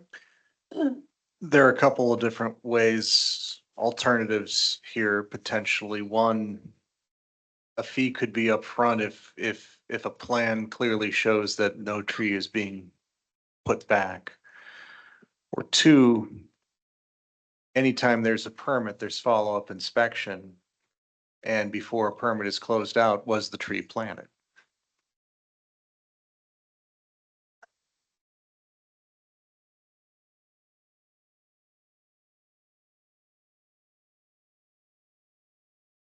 Mr. Rock? Between this section and the section before, since it discusses private property, I'm not in favor of this. And if it's remains in its final form, I'll have to vote against it. But since we're discussing the nuances of these two sections, when plans are prepared and submitted for permit or submitted for design review, planning commission, we actually have spelled out in some places of the code what items have to be on the site plan, et cetera. Right. To me, it's confusing to have to refer to a tree ordinance to see what I have to put on my house plan. So I think for clarity with regard to building construction, some of these items, if the committee's in favor of keeping these. It needs to be in a concise format with the planning commission submission requirements, not Exactly. necessarily here. agree. I think it would make your job harder too if it's in 2 places. Yeah. Do we Mr. require the location of major trees now on a site plan? I don't know the answer. to that. Yeah, I don't see them on residential. We've seen them on larger site plans for, Gateway North and Aldi's. They are there. But also is on there is the landscaping that they intend to do. Right. 'cause Some of that's- that remains as what's there. It's not clearly identified. Right, but like, on a private residence, we don't require a landscaping plan unless it's a specific condition of the BZA. Exactly. And with regard to that, as we talk about tree preservation plans, that creates more work for the designer. When I was on Board of Zoning Appeals, I mean, we would see napkin sketches. I'm not kidding you. It would be some graph paper and some sketch. I mean, it's very hard to get stuff out of people. Planning Commission, not so much. I got better plans than Planning Commission. But, requiring some of those things, I think would be difficult for people to obtain.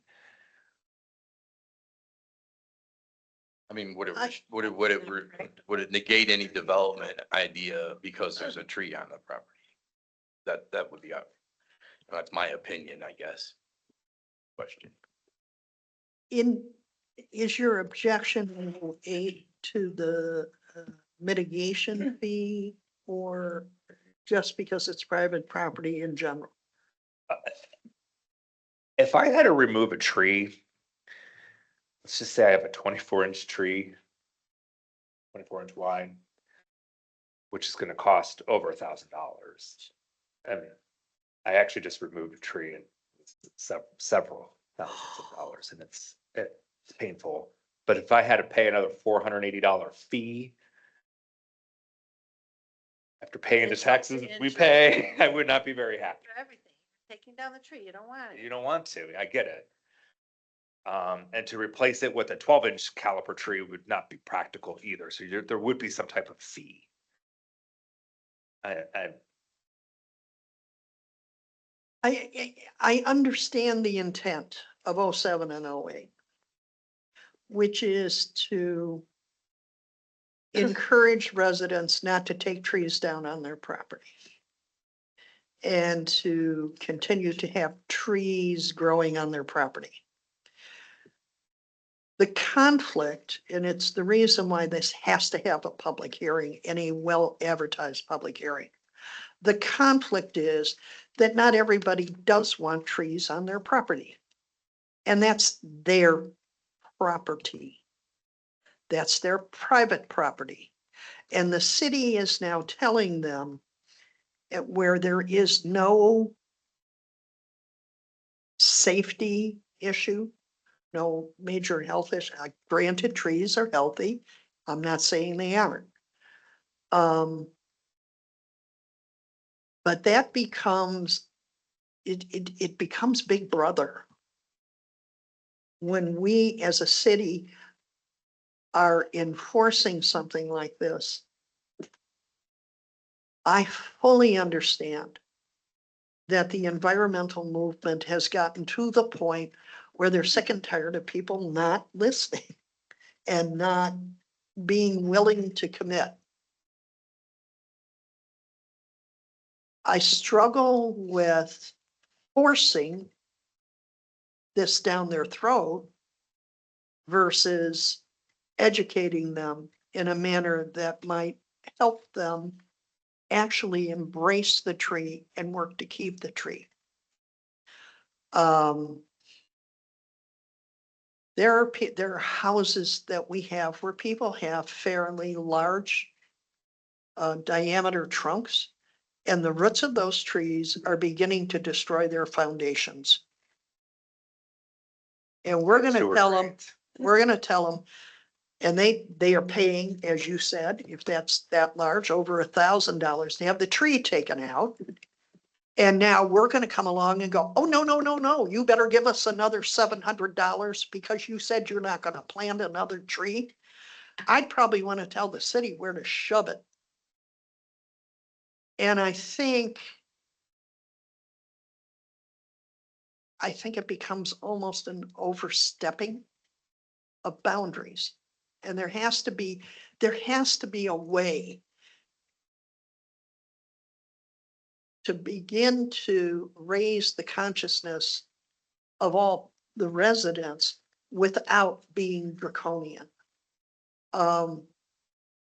We all assume that what we know, everybody else knows.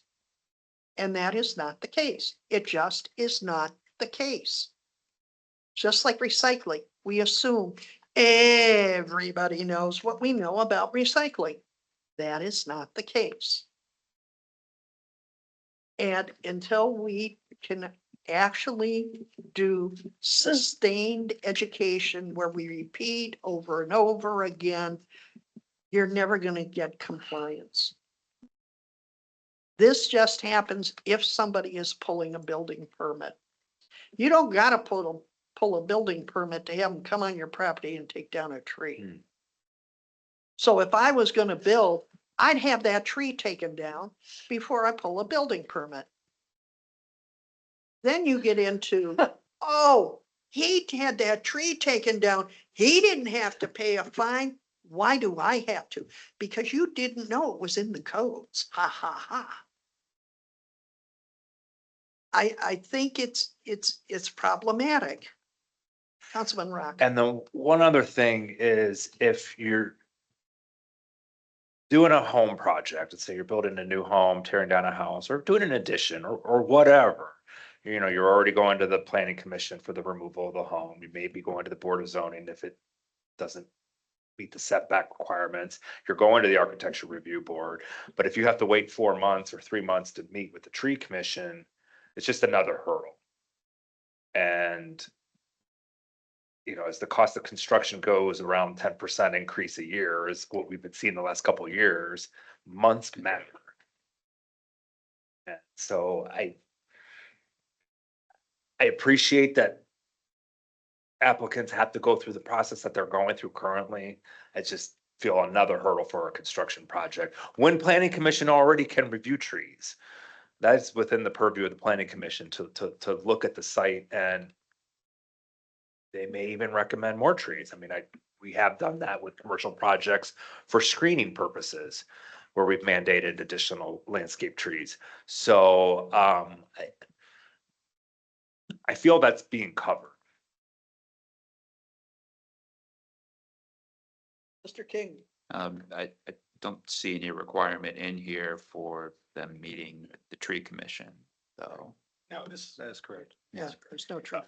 I just, we have, I mean, we can, the city can control what's on tree lawns, public property.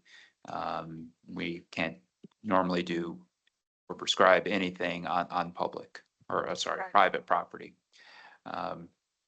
We do have, point of sale inspections on houses to make sure that their interior and exterior are sightly. Trees add to the beauty of our city. They add to the value of our properties. There are very few touch points where we can, as a city,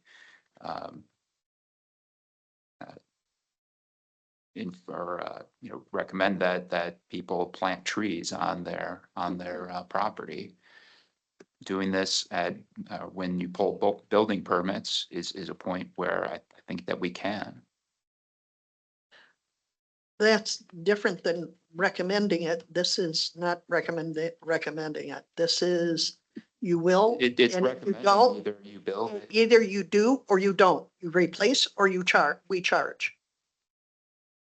That's not recommending.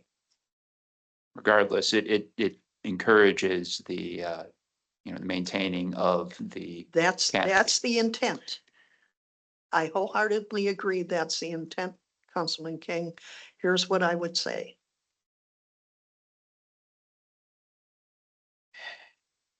Point of sale is very different. point of sale is justified under health and safety. The exterior appearance of a house. Well, that's community and that's in exterior inspection. We're talking, you brought up point of sale. When somebody puts a house for sale, we actually do inspect the interior. Because we cannot go into that interior until that happens. And it has to have a basis, that whole thing had to have a basis to allow us to go into private property and actually require corrections of things that are incorrect and bring them to code. That had, in order for it to pass, there had to be a justification. And the justification comes from health and safety. That wiring that is incomplete, plumbing that is incomplete affects health and safety.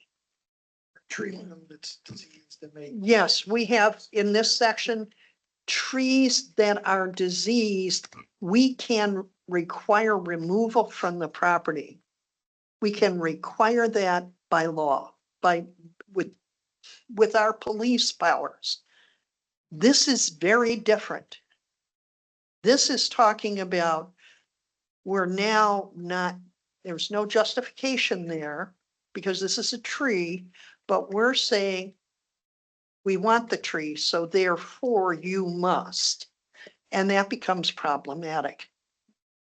We force people to paint their houses and I don't see the difference. It's maintaining the property value, maintaining the beauty of our city.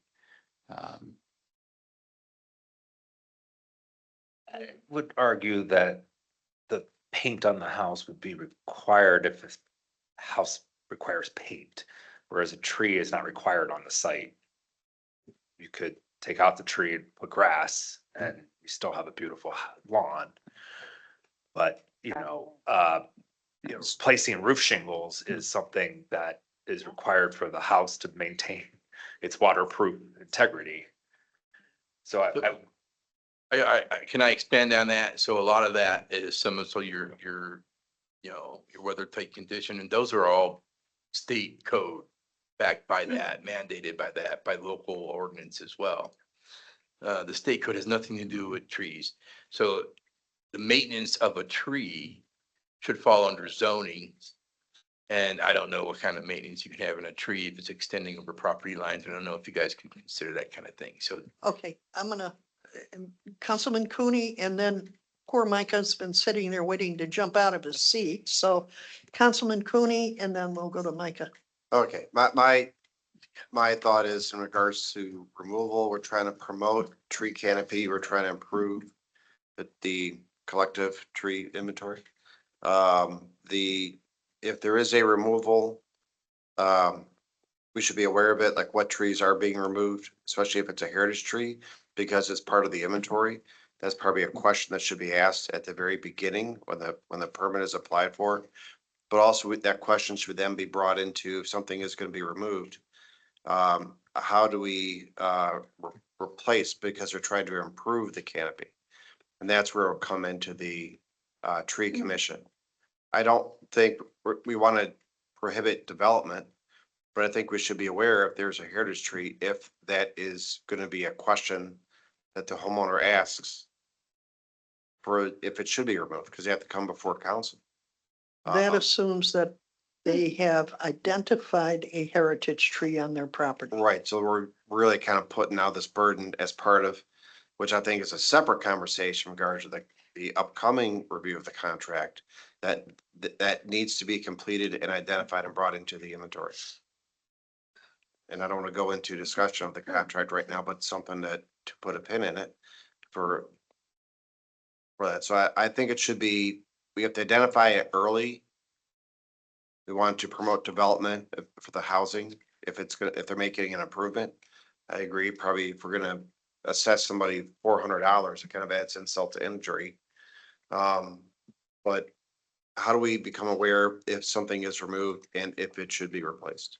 Where's the list of heritage I'm trees? looking that up now. Yeah, where do we get a list of heritage I'm trees? looking for SBE Right. for this. And, because we're just starting to Right. do it, and you have to get permission to come on private property to even be able to identify a heritage tree.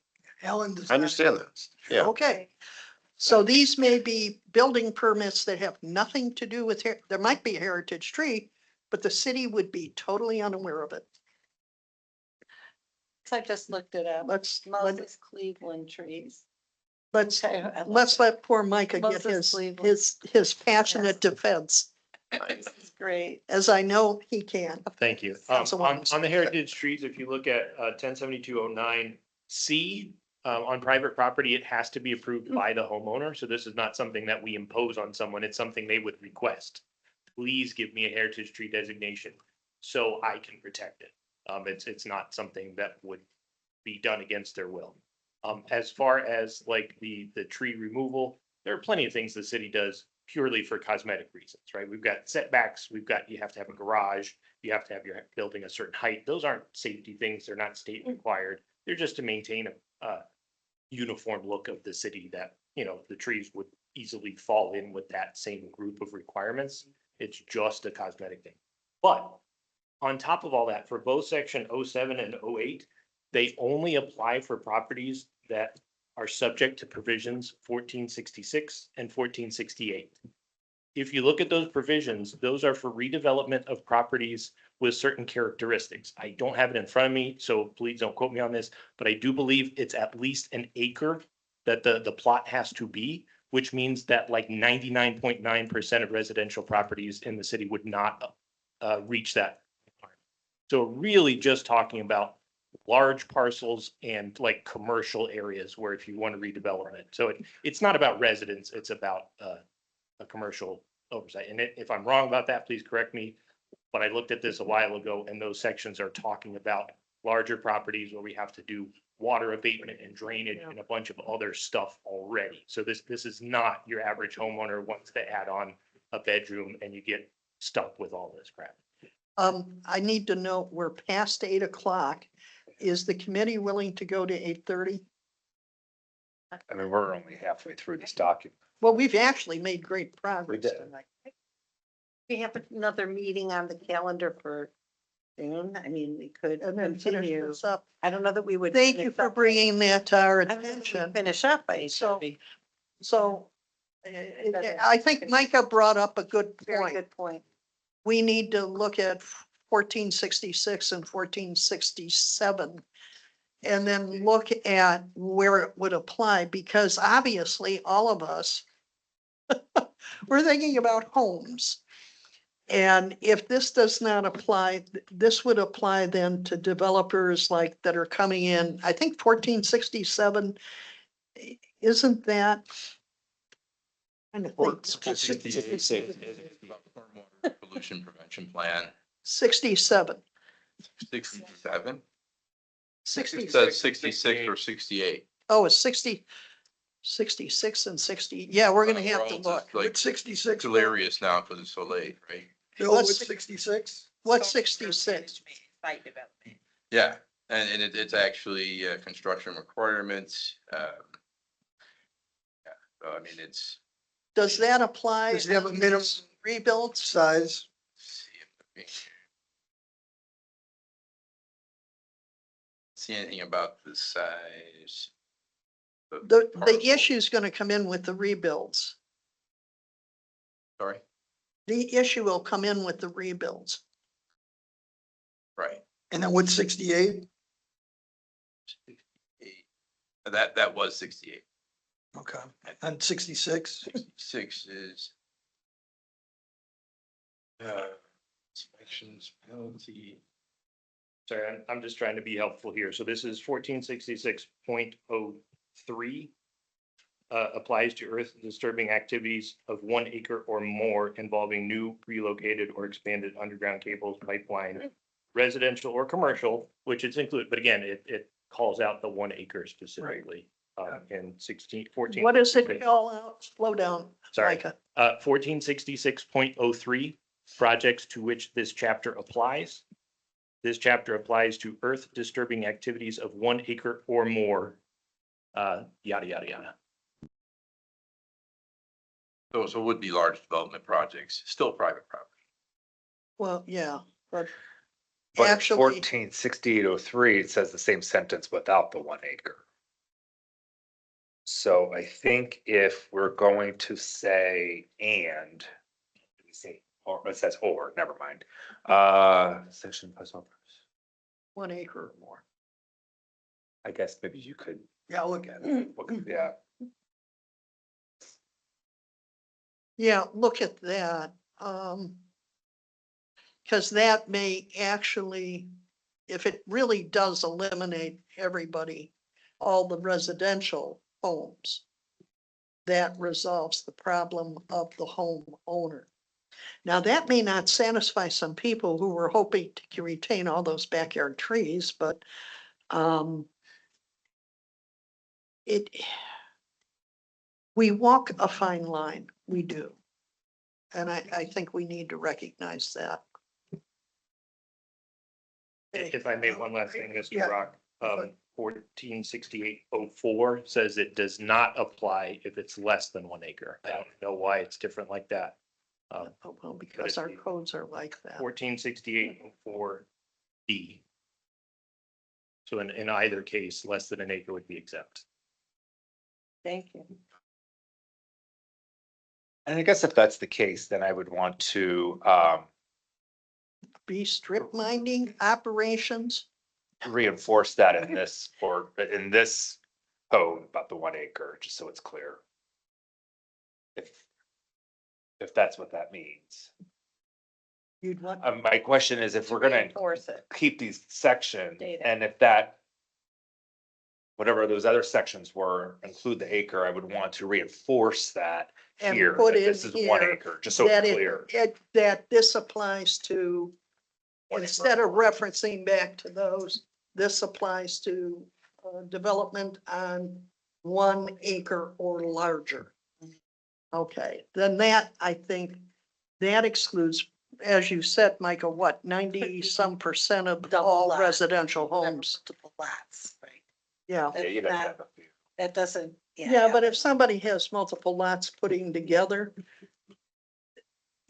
Yeah, the second thing is though, if we do that, then I still would prefer that in the fine section, we note that if the fine is not paid, it is added to the assessment.